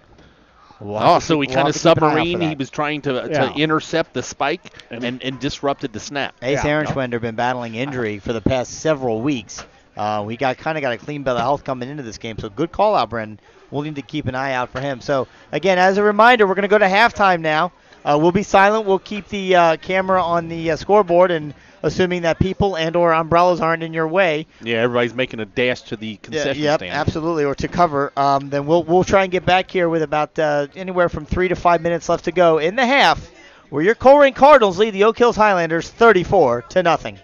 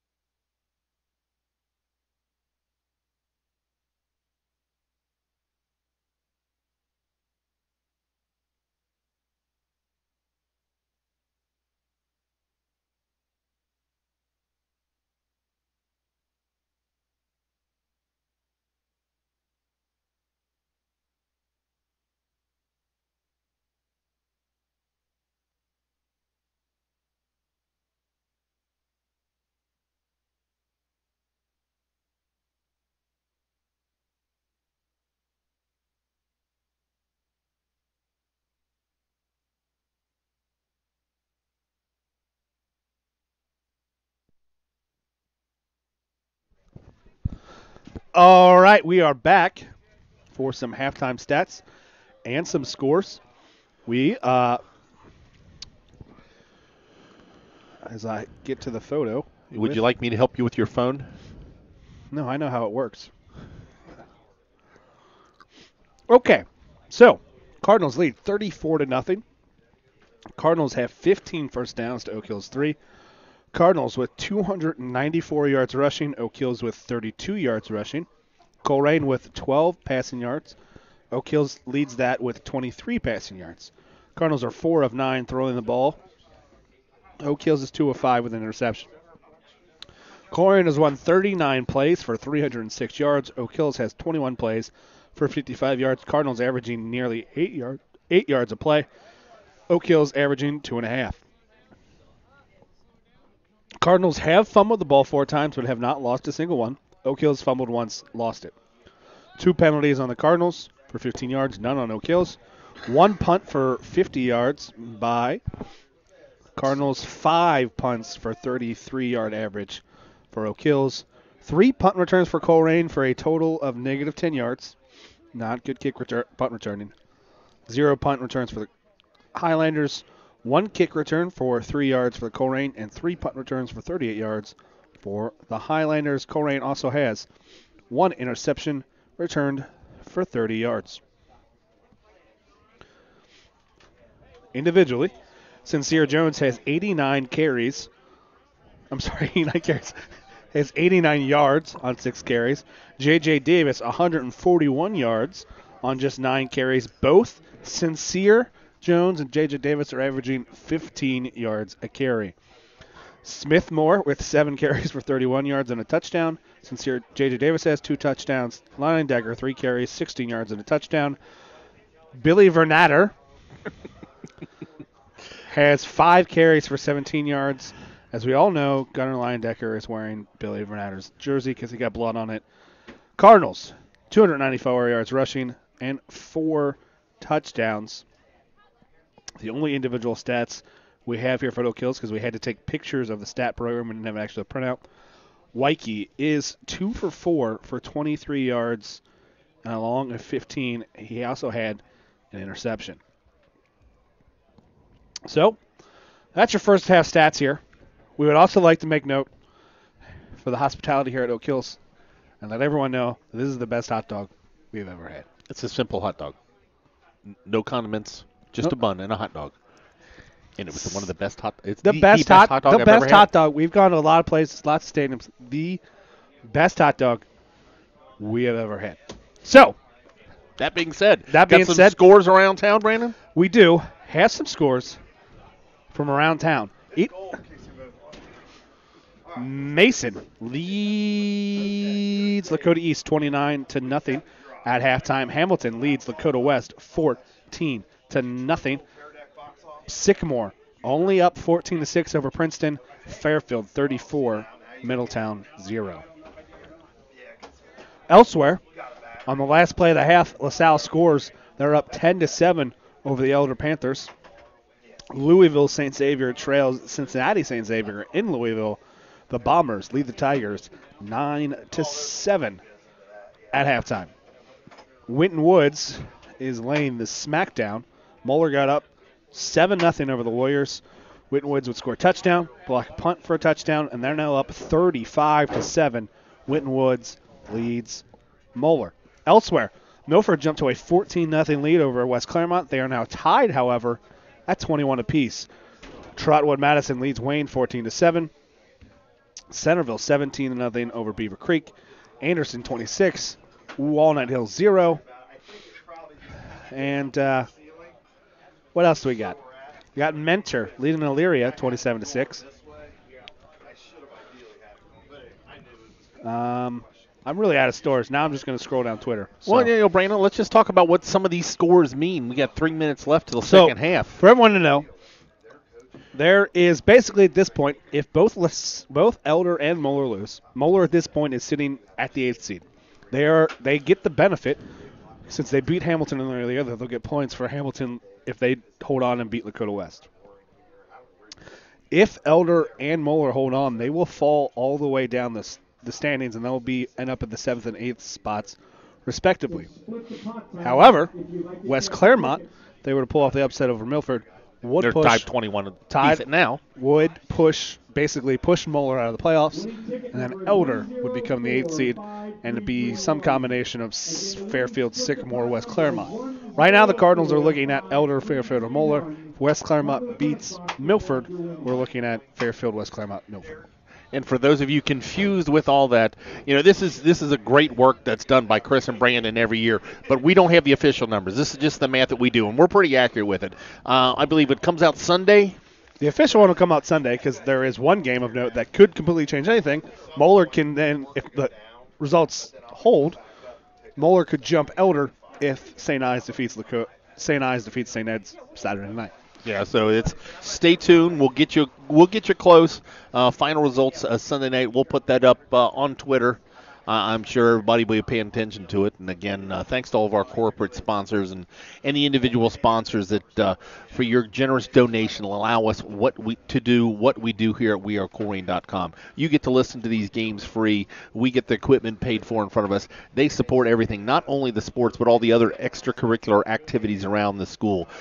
From show choir to the band, not only the high school, but White Oak Middle and Colerain Middle. So, we've said that time and time again, please join the boosters. And if you're an Oak Hill person listening to the game, join the Oak Hills Boosters. A school is only as strong as its community, and the Cardinal Nation showing up tonight. So thank you for those who have donated tonight, and thanks you, the rest of you who are donating tomorrow. So, Chris, you back? Chris is finishing his cookie. I'll tell you what.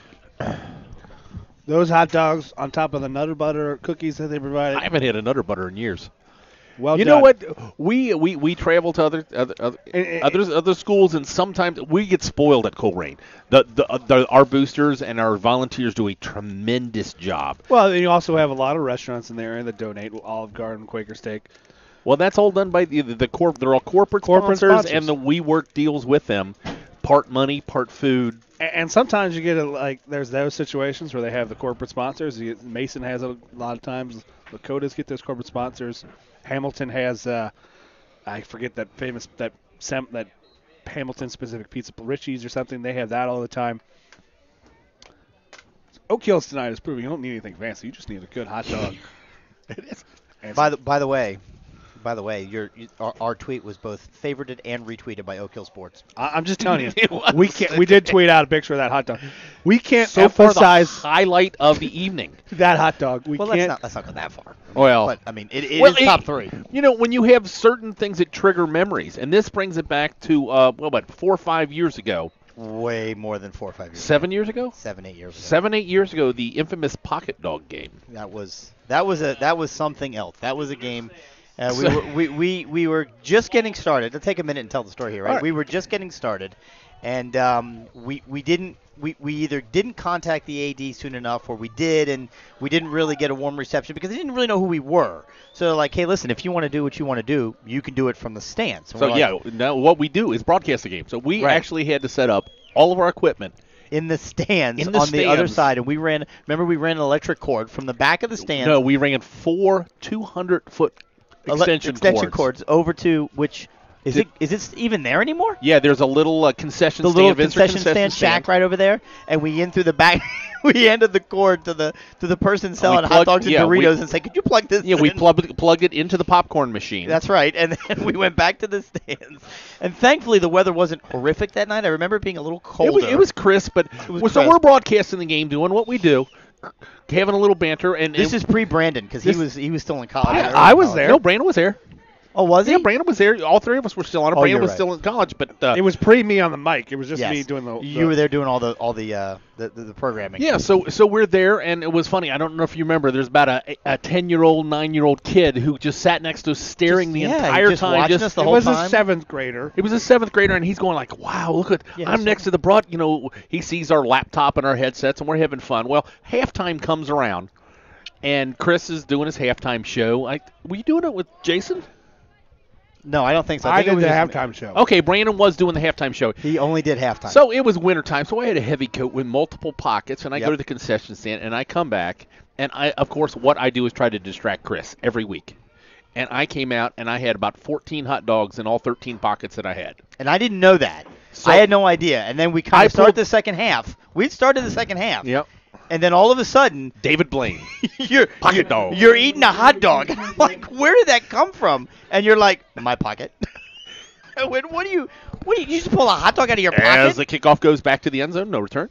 Touchback. Oh, sorry, we started second half play. My bad. So was born the infamous pocket dog here at Oak it's an Hills. inside joke to Little us. did we know that little 7th grader was actually our future Colerain kicker, Christian Anevsky. That's exactly right. So we are back underway here. Colerain up 34-0. Again, the running clock, I believe, is 35. But that's why the clock's running now. Clock is running. I understand that. But So the ball's set. Oh, we've got whistles. and I think they've recognized the clock. Yeah. So they're going to take a minute here and get situated. So Colerain had to kick off 2 Oak Hills to start the second half. And it'll be first down and 10 at the 20-yard line. It's a helmet issue, actually. So precious time running off the clock with no play. Okay. So So they've started the clock again. clock has Well, been the rolling. clock never stopped. The clock never Now stopped. we're under 11 minutes to go, and the clock never stopped. A whole minute goes by without any plays being run. That's right. Starter still in on defense. The Cardinals for Lisa's drive. 10 seconds The left on the play clock. The entire Snap is back. There we go. Hand off to the tailback, who takes it right back to the original line of scrimmage. no gain. Now that entire kickoff team was all JV. Yep. So we'll probably expect either a drive or we'll probably see like one-offs here. This guy will come up and get replaced. Really get to see here maybe one this drive. is still the defensive starters on the field for Colerain. Snap is back. Wyke drops back, looks to pass. It is complete, and still on his feet, and then taken out of bounds. To number 81 actually caught the ball, and he gets about 3 yards on the play. It'll be third down and 7. Yeah, just a quick little out, timing route. John Hicks stops him after 3 yards, drives him out of bounds. Clock is still running. The fans are excited about something. I think Jake just got congratulated for something. I think Jake he must have Wyo. broken. I think he just broke an Oak Hills record, maybe. Or I'd heard that he was close to moving up to like 34th on the all-time Ohio high school list of passing yards. So he takes it, fakes the handoff, keeps it himself, takes it out past the 25-yard line. He is going to be short of the first down. Punt team comes on. 7,000 passing yards in his career. Just being informed by one of the fantastic cameramen here for Colerain football that it is he just passed 7,000 career passing yards. Very impressive stat. Didn't unfortunately for him and his team come with a whole lot of wins over the past 3 years, but it's still an impressive achievement nonetheless. So fourth down and 4, they're going to be punting. John Hicks is the only returner, about the 40-yard line. There's a snap back. It was a little off to the side. It's a low punt. It's going to drop it about the 42. Javon stays away from it, does exactly what he should do, and it rolls back. And for whatever reason, the Oak Hills Highlander watched it roll back 2 yards before he stopped it. Again, the Cardinals take over at their own 35. You can reach us in the booth in the live chat or on the email address at radioweircolerain.com. This one comes from the Himanitis kids saying hi to Dad, and they're glad you feel better. Love, Emily, Anthony, Nicholas, and Ava. Man, that was sappy, Chris. It is sappy, but you know what? I love my kids. I love my wife. I'm not ashamed to say it. And they listen every single week religiously. Deontay Smith-Moore now, and at quarterback, Hamaz Abdul-Wahid. And a fullback, Freddie Johnson. And a tailback, Burley Cromwell and Nick Martini split wide. So these backups are in. The offense didn't even get a second chance here. There's a speed pitch out to Deontay Smith-Moore. Or Deontay Smith-Moore's got it, excuse me. Speed pitch out. It's going to pick up about 2 yards on the play up to about the 38-yard line of Oak Hills. Freddie Johnson might be a very fast freshman, but there he was a little hesitant and got tackled almost immediately. Hesitant. Hesitant is the word. Yes, absolutely. So, again, we're going to keep you abreast of the scores as they happen. If anyone has updates on West Claremont Milford, keep those coming to us because it's been hard to find on the Twitterverse. Yeah, we've got some changes on the offensive line. Jake Riley in the ball game, along with Will Coleman, Basically all new. Jacob Davis. Got a new tight end, 56. Handoff. That's Will, Hamaz Abdul-Wahid with a 3-yard fullback dive.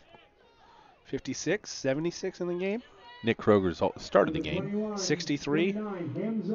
That's Jonathan Hudson. 71. And Jake Riley. So really everyone but Kroger and Taj Roberts up front are new into the game on the offensive line. I think Chris has got an update. He's hilarious. Princeton adds a field goal. Now trails Sycamore 14-9. DSM fakes it, keeps to the outside. He's going to cut up the middle, pick up the first down across midfield. Now that is another game that we are all assuming Sycamore was going to win that game. Sycamore loses that game, that could jump them. Oh, that changes everything. That could change them down to us. Yeah. Sycamore is pretty much guaranteed a spot in the playoffs at this point, but things could fall. Yeah, Smith Moore picked up a little bit more than he needed there for the first down. The ball's going to be spotted at the Oak Hills 49, first down. I formation, 2 wide receivers to the right. DSM takes it, fakes the handoff, keeps himself. It's a speed pitch, wide. Taken out of bounds by the freshman, Freddie Johnson, the ball carrier. Picks up about 5, maybe 6 on the play. I know he's a freshman, but you got to cut that ball back upfield. Wait, to your point, he's a freshman. I know. This late in the year, he's no longer a freshman. He's not, I like but that term. as You know, it's- when people say that, I said, no, he's still a freshman. No. He's Still a a more freshman. experienced freshman. Right, but he's still a freshman. He's not a freshman. It's week 10. He picked up 5. I imagine the classes he's taking today are the same that he took a week ago You or a never month know. ago. Maybe he's academically accelerating and he's actually taking 12th grade classes. Could You be. don't There's know. a handoff right up the middle. Hamaz Abdul-Wahid picks up 3. It'll be 3rd and 2.5. Abdul-Wahid, the ball carrier. On the stop, number 93, Alex Trujillo. Yeah, it looks like Vernatter's day is done there at quarterback. Fernando's day was never beginning at quarterback. Again, the gunner linebacker got blood on his uniform and had to switch to 43. There was one? Substitution. Jordan West now in the ball game for the Cardinals at the other wingback opposite of Freddie Johnson. Wow. Jordan West, a 4'11 senior running back. Listed in the program at 5'4", Brandon. Sorry. There's a counter off to Freddie Johnson. He's got it. Takes it into Oak Hills territory all the way down to the 31-yard line. It'll be another first down for the Colerain Cardinals. Big push up front. Give him credit when he's in there. Jonathan Hudson, the senior offensive lineman, a big block to clear a hole there. And we see him a lot of times as that extra tight end, the extra blocker. Takes it down to the 36. We're not seeing anything. You know, they weren't at the eye. Oh, we have to change it up here. Go to the wing formation. Yep, they go to the wing formation. Counter. Jordan West up the middle. There's the handoff to Jordan West. He takes it, and God bless his heart, he's picked up about a yard or two, and then there was a stiff wind that blew He through picked along up with the about- linebacker and pushed him backwards. You know, he's giving his hardest, but not the biggest of men, but he gets You it know what? right in there. He ran that ball up the middle without hesitation. No he hesitation. He ran about 3 yards and then got hit, pushed back 2, but stayed on his feet. He never went down until the cleanup tackle. But a good carry there by Jordan West. Yep. Out of the game now. Cromwell and Martini back in. At wide out, I formation behind DSM. 2nd down and 9. Clock continues to roll. 3:30 left in the third quarter. And fakes the handoff, says DSM. Keeps it himself, lowers his shoulder. He's going to pick up about 6, maybe 7 on the play. It's going to be 3rd and short. So I must have been wrong. I said 35 points. It clearly is not a 35 point. It's 30 points? Okay. So I apologize. I misspoke and was I heard it was earlier. I've heard everything from 5 touchdowns to 35 points to 30 points. I don't know. But if only 2 of them are field goals. Oh, God. Here we go. What if it's like Stop. What if it's 10 field goals It's- and on 4 extra points? I can't. My head hurts. 3rd down and 3. Is that the 3 you were talking about in the field goal? Yep. DSM takes it, fakes the handoff once again, keeps it, pitches it. It's going to have enough for the first down. What if it's 15 safeties? They're going to pick up oh my God. They're going to pick up enough for the first down. They needed a 3 and they got 3. So it's going to be first down and 10 for Colerain with 2 minutes and 30 seconds to go here in the third quarter. They forced Oak Hills 3 and out on their first possession. They took the ball over and they've had it ever since. So there might not be any scoring in the second half because of this running clock. And this quarter's almost over. I know, right? Hang tight. Again, we're really going to have to pick up the score pace. Again, as we said in the first half, that's going to be part of the challenge here, is that the other games are not going to get as far along as we are in ours. So even when ours is over, the other games won't be. There's a handoff right up the middle, DSM to Waheed. Picks up 2 yards on the play. Number 29, Hamza Abdul Waheed, the ball carrier. I know, Brandon, you're really hankering to see him take it into the end zone Abdul for a Waheed touchdown. is just like, he's got it in the mop-up time all this year. Ran hard for the Cardinals, the fullback, but he's yet to get in the end zone. And it'll be nice for the Cardinal backups here. Neither him or Freddie Johnson, two non-starters for the Cardinals that have got significant playing time just in backup roles or injury backup roles. Nice to see one of those two get on the board. There you go. Second down. DSM takes it, fakes the handoff, keeps nice himself. Read. Very nice read. Or Deontay Smith-Moore, backup quarterback, is probably going to score the touchdown, but, Whatever. DSM did what he needed to do. Picked up about 7 yards on the play. Another good run, designed run behind his tackles. It's going to be third and about 1. Yeah, 1, if that. Down Ball's at the 16, getting just past the 15-yard line. Yep, just past the Oak Hills 15. Probably 2 down territory. Probably here. the last play of the third quarter. Goodness gracious. There's the handoff. Hamaz Abdul-Waheed going to push forward. Who's the offensive lineman right there? He was stopped at the line of scrimmage, and one of your offensive linemen just kind of pushed the pile. That's Taj Roberts still in the ball game. The Cardinals only have so many offensive linemen, so Roberts having to stay in there, especially with Aaron Swinder out hurt. And so, the Cardinals will move to the other side of the field, and after 3 quarters of play, as the clock is going to run out before the play clock does. And the 3 quarters, Colerain 34, Oak Hills 0. A couple score updates. Edgewood over Mount Healthy 21-7. Roger Bacon 7. Purcell Marion 6. Turpin leads Loveland 17-6. Kings all over Withrow 35-0. Hamilton Township 21. Circleville 21. 4:05. We heard that Tippecanoe score yet. Upper Arlington trails Dublin Coffin 14-7. Anderson is 40-0 over at Walnut Hills. With 4:05 left to go in the third quarter, the Mason Comets lead the Lakota East Thunderhawks 29-0. Lakota East has had they've had some issues the past couple of weeks, I think, some personnel problems, and unfortunately their season kind of took a crash because of it. Yeah, if they would beat Mason tonight, they could have made the playoffs, but not like it's going to happen tonight. Let's go ahead and mark that up. Let's call it. We're going to call a win for Mason in that game. Let's call that. Let's make that official, Brandon. I feel like it's election night. Oh, if I could only go back to election night and make a few changes. Oh, goodness gracious. Pennsylvania, Michigan. They never get it right in those states. There we go. Let's see what else we got. I'll score search, and you go ahead and let's make some calls. Anderson is going to beat Walnut Hills. Yep, let's go ahead and call it on Anderson. Turpin's going to beat Loveland. Calling it now. Turpin over Loveland. Anderson over Walnut Hills. Mason over Lakota East. We're going to call Mason over Lakota East. Edgewood is going to beat Mount Healthy. So first down for the Colerain at the Oak Hills 12. Jordan West dotting the I now. Are you going to take this, Brian? I got it. Okay. Full back to Waheed. He pops it outside. He's looking for. He And runs it. He coming. busts through into the end zone, but there is gonna come Hamaz back. Abdul-Waheed is tackled at the 1 yard line. There's going to be a flag, and this one's come back. We do have another substitution into the game.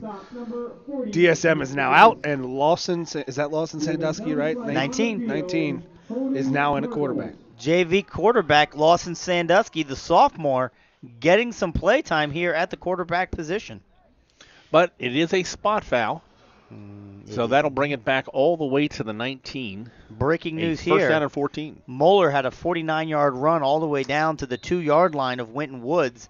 They then fumbled the ball on the next play. Winton Woods recovered, take it out to the 7. No points for the Crusaders. Still trailing big against Winton Woods. We're going to call Fairfield over Middletown. Sandusky in the center. He gives to Wahid again. Just a straight dive off the left side is going to pick up about 4. Down to the 10-yard line. So we've called the Anderson-Walnut Hills game in Anderson's favor. We've called the Loveland-Turpin game in Turpin's favor. We've called the Mason-Lakota East game in Mason's favor. We're calling the Fairfield-Middletown game. What's the score on that? 48-0. So we're going to go ahead and call the Fairfield-Middletown game with Fairfield up 48-0. Boy, that's a team that got shut out last week by Mason. They must have figured out something offensively. Yeah, play Middletown. The play clock down to 12. It just dropped 10 degrees in here. Sandusky getting his first varsity snaps as a quarterback. And he fumbled it. That's actually not. He did get one snap earlier in the air, and ironically did the same thing. He fumbled it. Well, that ball just went right through his hands, between his legs, almost a double center right there. Yep. It's wet conditions, tough to handle itself. Exactly. There is an excited Oak Hill's fan out there cheering on his defense. Oak Hill's starting to make some substitution themselves on defense. That's good. 9:40 remains. In the game, Colerain leading 34-0. 3rd down and 15. Sandusky's going to keep Keeps it around himself. himself. He's Looking got a for a lot block. of space, and he just can't get around the cornerback. Does take it down to the 10-yard line, so a 10-yard pickup for Sandusky. Shows a little bit of speed there. It's the first time we've actually seen him run. It'll be 4th down at the 10-yard line, and they're going to bring in the field goal team. And amazingly, guys, 87 people are still listening. We'd like to thank each and one and every. Thank you, Steve. Thank you, John. Thank you. If you could please go in, if you could go into the chat room, please, and tell us who you are and where you're listening from. There's a whole bunch of people. It's gotten really silent. No new chat since halftime. So the field goal attempt. Well, it's low and on the ground again. Bad snap. Tried to salvage the hole. Oh, it's in! Unbelievable. Unbelievable. The ball bounced to the Martini. He does a great job, picks it up, and I don't even think he got the ball vertical. He did not. So he actually kicked it off of the ground sideways. Off of the ground sideways, and it hit the crossbar. That ball, dead center. Not only did that ball hit the crossbar, it was so low, it rolled down the back bar holding the thing back up. That was kind of cool. How about this little piece of information? Did that keep him perfect on the air? I have no idea. Chris? No, he missed one earlier in the game. He's missed one. No, he's actually missed 2 on the air. How about this? The middies at this point do not have a first down in their game against Fairfield. Other update, here's the one everyone has been worrying about. Vandalia Butler leads Tippecanoe at the end of 3 quarters, 14-13. Tippecanoe is really they've struggled a little bit on offense over the past couple. Never mind, I'm just going to stop. Highest grade point average in the Dayton area. That's not true. That is a completely made up fact. Are they even in Dayton? Northmont lead. If I gave you a map and a 10-minute head start, could you find Tippecanoe? I couldn't find him or Tyler. Guess where Tippecanoe is? It's in Tippecanoe. You know who was the hero of the Battle of Tippecanoe? No, but I have a feeling you're going to tell me. Was the ninth president of the United States, William Of course, Henry William Harrison. Henry Harrison, of course. I only know that because it's a nugget from Parks and Rec, the television show. Well, if you've got to learn your history anywhere, why not from Parks and Rec? We got to get these guys off the air. It's 8:50, running clock. Let's go. Well, we only got 8.5 minutes left. That's fine. Northmont leads Miamisburg 34-21. How about that? They were trying. There's another low line drive kick, and it bounces into the end zone. You know what? This might be the most effective kickoff. Just kick it at a line drive and make sure no one can catch it. I got no issue with that. There's no reason to not do that. I'll start the other team off on the 20 every single time. So lots of substitutions here on defense. We'll try to get all the names. Yep, 1 second. Connor Gary with a 30-yard touchdown run. Extra point is good. We'll get some numbers, and you'll give the names. We got 42. Oh, you're going to cut right into my 42, Daryl Patrick. Okay. 38. 38 is Davion Bates. 21. Alonzo Kendricks. Snap is back, handoff up the middle, just a simple dive play out of the shotgun. Tackler by 46, Brian Beavers. 15. 15 in the ball game is Darian Steele. 24. Javante Turnage. 46. Ooh, Brian Beavers. 44. Sam Teetsort. 78. At defensive line, 78 is not in my program. It wasn't last week either. Nope. 50. Uh-oh. Ball run was initially stopped by 50. Rico Hambrick, but thought he hit him in the backfield, did the junior, but he got loose. A first down for Oak Hills, their first down of the half. Javante Turnage makes the tackle downfield. And we have a, what's that defensive end, 38? He's a freshman, doesn't have any stickers on his helmet. Pretty sure it was only their second possession. Davion Bates. He's got a sticker. No. That's 20. That's 28 near side. I'm talking about the far side linebacker. 39. Not in the program. And that's what, because he's a freshman. Then why are you giving us numbers? I don't know, because I'm Kids assuming that we can't give you the name. 37. 37 is now in the ball game. Okay. 37 is now in the ball game. Not listed in the Not program. listed in the program. Snap is back. Is Waikiki still in there? He's just handing the ball off. Okay. It's a senior on his last game. Let him have it. I was going to say, this may be the least amount of pass attempts he's had in a game all year. I'd be curious. By the way, Mason scored again. It's 36-0 over Lakota East. That was that your breaking score update we didn't need? Yeah, that's exactly right. That's why I didn't say it. Snap is back. Waikiki hands it off right over the middle. There's a breakthrough. Turnage laid a big hit on the running back there. Yep, looks like he may have taken the brunt of it, though. Stop is made at the Colerain 40-yard line. It'll be first down and 10 for Oak Hills with coming up on 6 minutes left to go in the game, trailing 37-0. LaSalle adds a field goal. They now lead Elder 13-7 in the third quarter. I got to be honest, I'm really surprised. I thought Elder offensively would be much better off than what they've done in that game. There's a handoff, 2-yard pickup for Oak Hills. 39, the freshman, no name, and Brian Beavers. Just a stat update. Middletown has had 10 possessions in their game against Fairfield. 2 turnovers, 6 punts, 2 fourth down failures. So second down and 8, ball at the Colerain 38.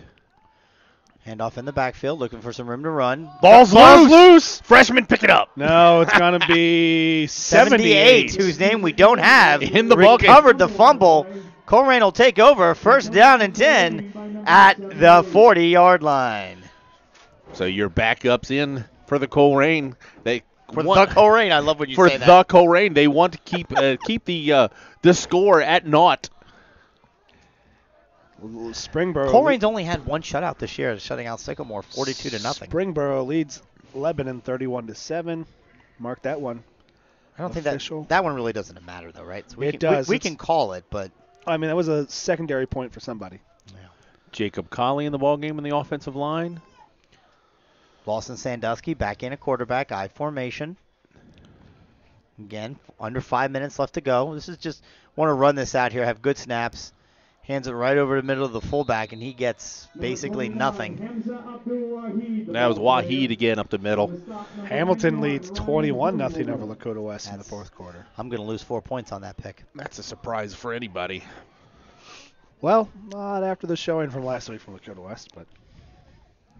Yeah, but they're at home at senior night. I mean, wow. No gain on play. Second and 10, their own 41. I'd like to see Lawson kind of run this thing himself, maybe stretch the play out a little bit. I mean, they're just loading up on Waheed. I don't know that I can necessarily say that on the air, but I did, though. Counter. Jordan West got out of a series of tackles, and the smallest man on the field broke 3 tackles, stayed on his feet just to pick up no yards. Ethan Butler coming in the ball game. Did you like that, Brian? That's pretty good. Is Chris still talking? I did, just there, just for a minute. He made a joke, and I slightly snickered. Oh, you did slightly. And he's riding into the ground going, hey, see, you're not the only funny one. Look at me, I'm funny too. Yeah. People like me. You're pretty. You're pretty. So third down and 10, back to the wing formation. Why don't you throw it to Billy Cromwell right here? 6. You're going to throw it? He's got a nice cushion. Yes, he does. That's like a Serta-sized cushion. There's a handoff in the backfield, and Freddie Johnson is just not going to go anywhere. He's going to be taken down. He's that might have been lose about 4 yards. That might have been the loudest cheer we've heard all night from the Oak Hills faithful. Those aren't the Oak Hills starters on defense, are they? No. I mean, not 91 and 93 is. He's been out there the whole game. So Some of them are. Some of them are. They've made some substitutions. I think they've just gotten all their seniors in the ballgame at this point. Well, that's good. And as well they should. Yeah, Alex Trujillo was 93. Edgewood is so Sandusky stays in the ballgame on this fourth down. He's the quarterback and the punter, so he could fake it here. Yeah. Listed in the roster as a quarterback pitcher. Punter. Now you're crossing sports. There literally is no saving you. Got a hot dog coma going here. How many did you eat? 3? 7. Those are some. Did we not mention how good those Best hot dogs were? ever. We tweeted it for crying out loud. Odd snap back. Not sure what happened there. The snap just we had a backup. Yeah, Ponting didn't look like he was in there. Not sure what that snap kind of came end over end. That was ugly. He just popped it straight up in the air. It never made its way back to Sandusky. Sandusky did a good. He reached for it to try and catch it, and he ended up just having to fall on it right on the 26-yard line, which is where Oak Hills will take over first down and 10. Wyoming leads Indian Hill 19-16. So they came back in that game. So starting quarterback still in the ball game is Jake Blanky. By the way, if the hot dog tweet gets the most retweets tonight and likes, I'm not going to be happy. Here comes the double handoff to the tight end. A nice tackle in the open field made by, I believe that was 38, not listed in the program. 38. He's a Nope, he's not. He's not a freshman. I don't think. I'm sorry, that is Davion Beavers. Davion, is that Darren's little brother? I would guess to say that. All right. Well, it's a first down to the Colerain 12. We are Colerain. We are family. Snap is back. There's a handoff over the middle. Got some wide open room. Is going to run. Oak Hills looks like they're going to threaten and possibly put some points on the board. They're inside the 5-yard line for another first down. And for the first time tonight, we can say it is first and goal Oak Hills with 1:30 left to go, trailing 37-0. Come on, boys. Let's preserve the shutout here. Don't give it to them. Quick score update. Astros lead the Dodgers 1-0. We're going to stay tight here a little bit after the broadcast and see what we can see here. There's a handoff. Running back takes it. Looks like he's going to be maybe just short of the goal line. If he is, it's by a hair. Nice tackle by the Colerain linebacker who stepped up and stopped him right in the hole. On the stop for Colerain, number 37. 37 on the stop for Colerain that last play. Here we go. Second down and goal. Snap is back. Handoff. Tackled in the backfield. No, he kept quarterback. Oh, he kept moving. Look at that. That's your starting quarterback still in the ball game, Jacob Wyke. Jacob Wyke, the starting quarterback and with senior, still in the game. Second down. Yep, scores what more than likely will be his last varsity touchdown in his Oak Hills Highlander career. So congratulations to him. Congratulations on the 7,000-plus career passing yards. Young man had a very good career here at Oak Hills, and will have a very good career, I think, moving on at the next level. Going to commit it to play football at Butler. How about that? So now we've got our first extra point attempt here for Oak Hill. Snap is back. It's a bad snap, and the ball's on the ground. It's a dead ball, so I mean nothing's happening here. But well, and in high school, you know what? You can't advance the bad snap, but I got to get a number right here. Number 15 for Colerain. Darian Steele tried to get the other Colerain Cardinals to not cover the fumble because he wanted the clock to run out. But the clock's not running during an extra point. Right. Well, here's the thing. It's not that you can't recover a bad snap. You can't recover a missed kick. So if they're basically played it as if it was a blocked kick, and you can't advance a blocked extra point. Gotcha. And also the Cardinals can't return a conversion attempt. Right. Yeah. So the play was dead as soon as it was a bad snap, and they all fell on top of it. So let's take a minute here.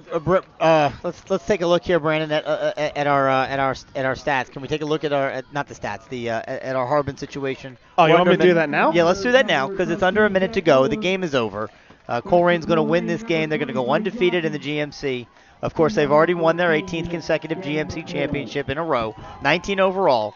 They move to they're going to move to 8-2 on the year as they head into the playoffs. So there's a pooch kick, and it's going to be caught by Colerain. Again, there's that man, number 38, taken down right at about the 38-yard line. So the clock is running. Colerain will need to, I think, only snap the ball one time. They'll line up in victory formation, and that'll be that. All right, so they won't even have to. They won't even have to line up. Yeah, I don't think so. Nope. So let's talk. If the referees don't start the play clock, which they didn't, They didn't. They're regular holding on to the clock's ball. down to 21. They have now just started the play clock, and that'll do it. All right, so as long as Sycamore holds on over Princeton. Okay, so And the score is right now with them.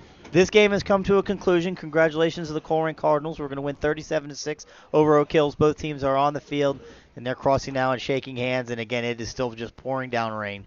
The goal here, obviously, this game was over to get these kids off the field and get the referees off the field and get all these parents home into some warm weather. But we've made a lot of calls on some games, Brandon. Let's talk about the games that we haven't been able to call yet. So games we haven't been able to call are Sycamore versus Princeton.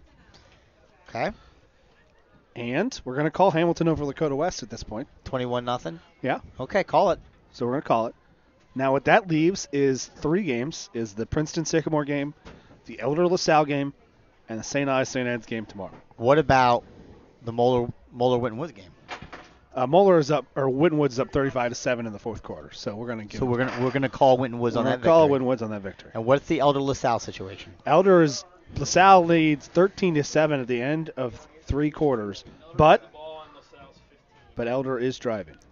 So let's And he's picked off going the other way. LaSalle picked off the pass. LaSalle picked off the first pass of the second half. So if we went with hold it steady with Elder losing, correct? Okay. Let's assume Elder loses to LaSalle. Right. And what other game is that? The only other open game? That leaves. Let's assume St. Edward beats St. Ignatius. St. Edward's the number 1 team in the state. And we assume Sycamore holds on over Princeton. Yes. Let's assume these things. The other score we don't have is West Claremont-Milford. Oh, we don't know anything on that score? That's a huge one. That completely destroys our prediction. Yeah, so this is a struggle we talked about all game for those of you still listening.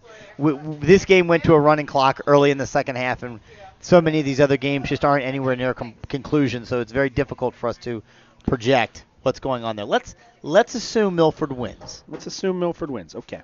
Because Milford is, they've got 1 loss on the season there. They really are. Huge win last week over Anderson, 41-40. I mean, they really are playing at a high level. If that was to happen, the Colerain Cardinals would be hosting Elder in the first round next week. Dear God. Okay. Moeller would be the 8th seed playing. Xavier Fairfield would be playing at Milford, and Mason would be playing Sycamore at Mason. So Mason, Sycamore, Fairfield, Milford. And that gets Elder to the cage. So there's a very real likelihood.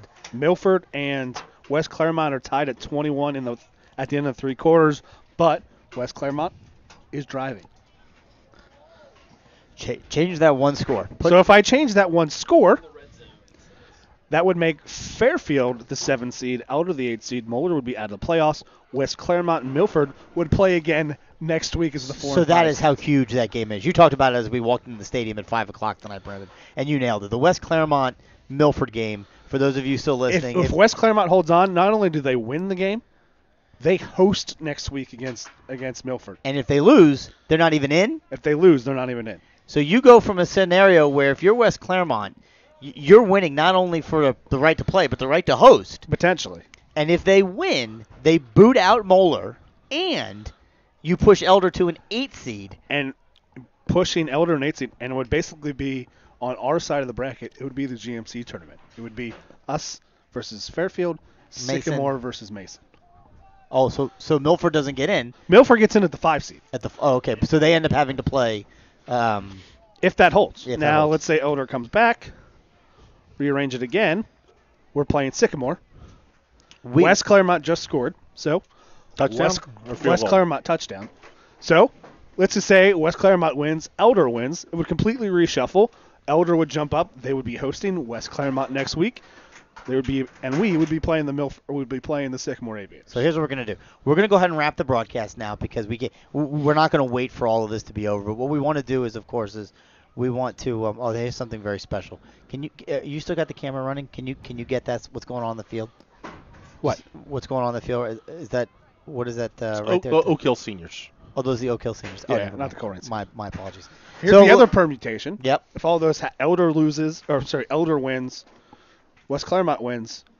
If St. Ed's was to fall to St. Ives tomorrow night, Moeller would be in and Fairfield would be out. Okay. So there's a lot going on. we ask you to follow us on Twitter, as always, right? At We Are Colerain. You can follow us and watch us there. As soon as we have some definitive answer tonight, the way we feel better, certainly we are going to tweet that and let folks know as soon as we know. And honestly, it may not be decided until tomorrow, and the official announcements won't come until Sunday. Very likely, we will know our opponent, but the playoffs won't be. It really will vary, because there's the games. Moeller can be in and out depending on what happens tomorrow.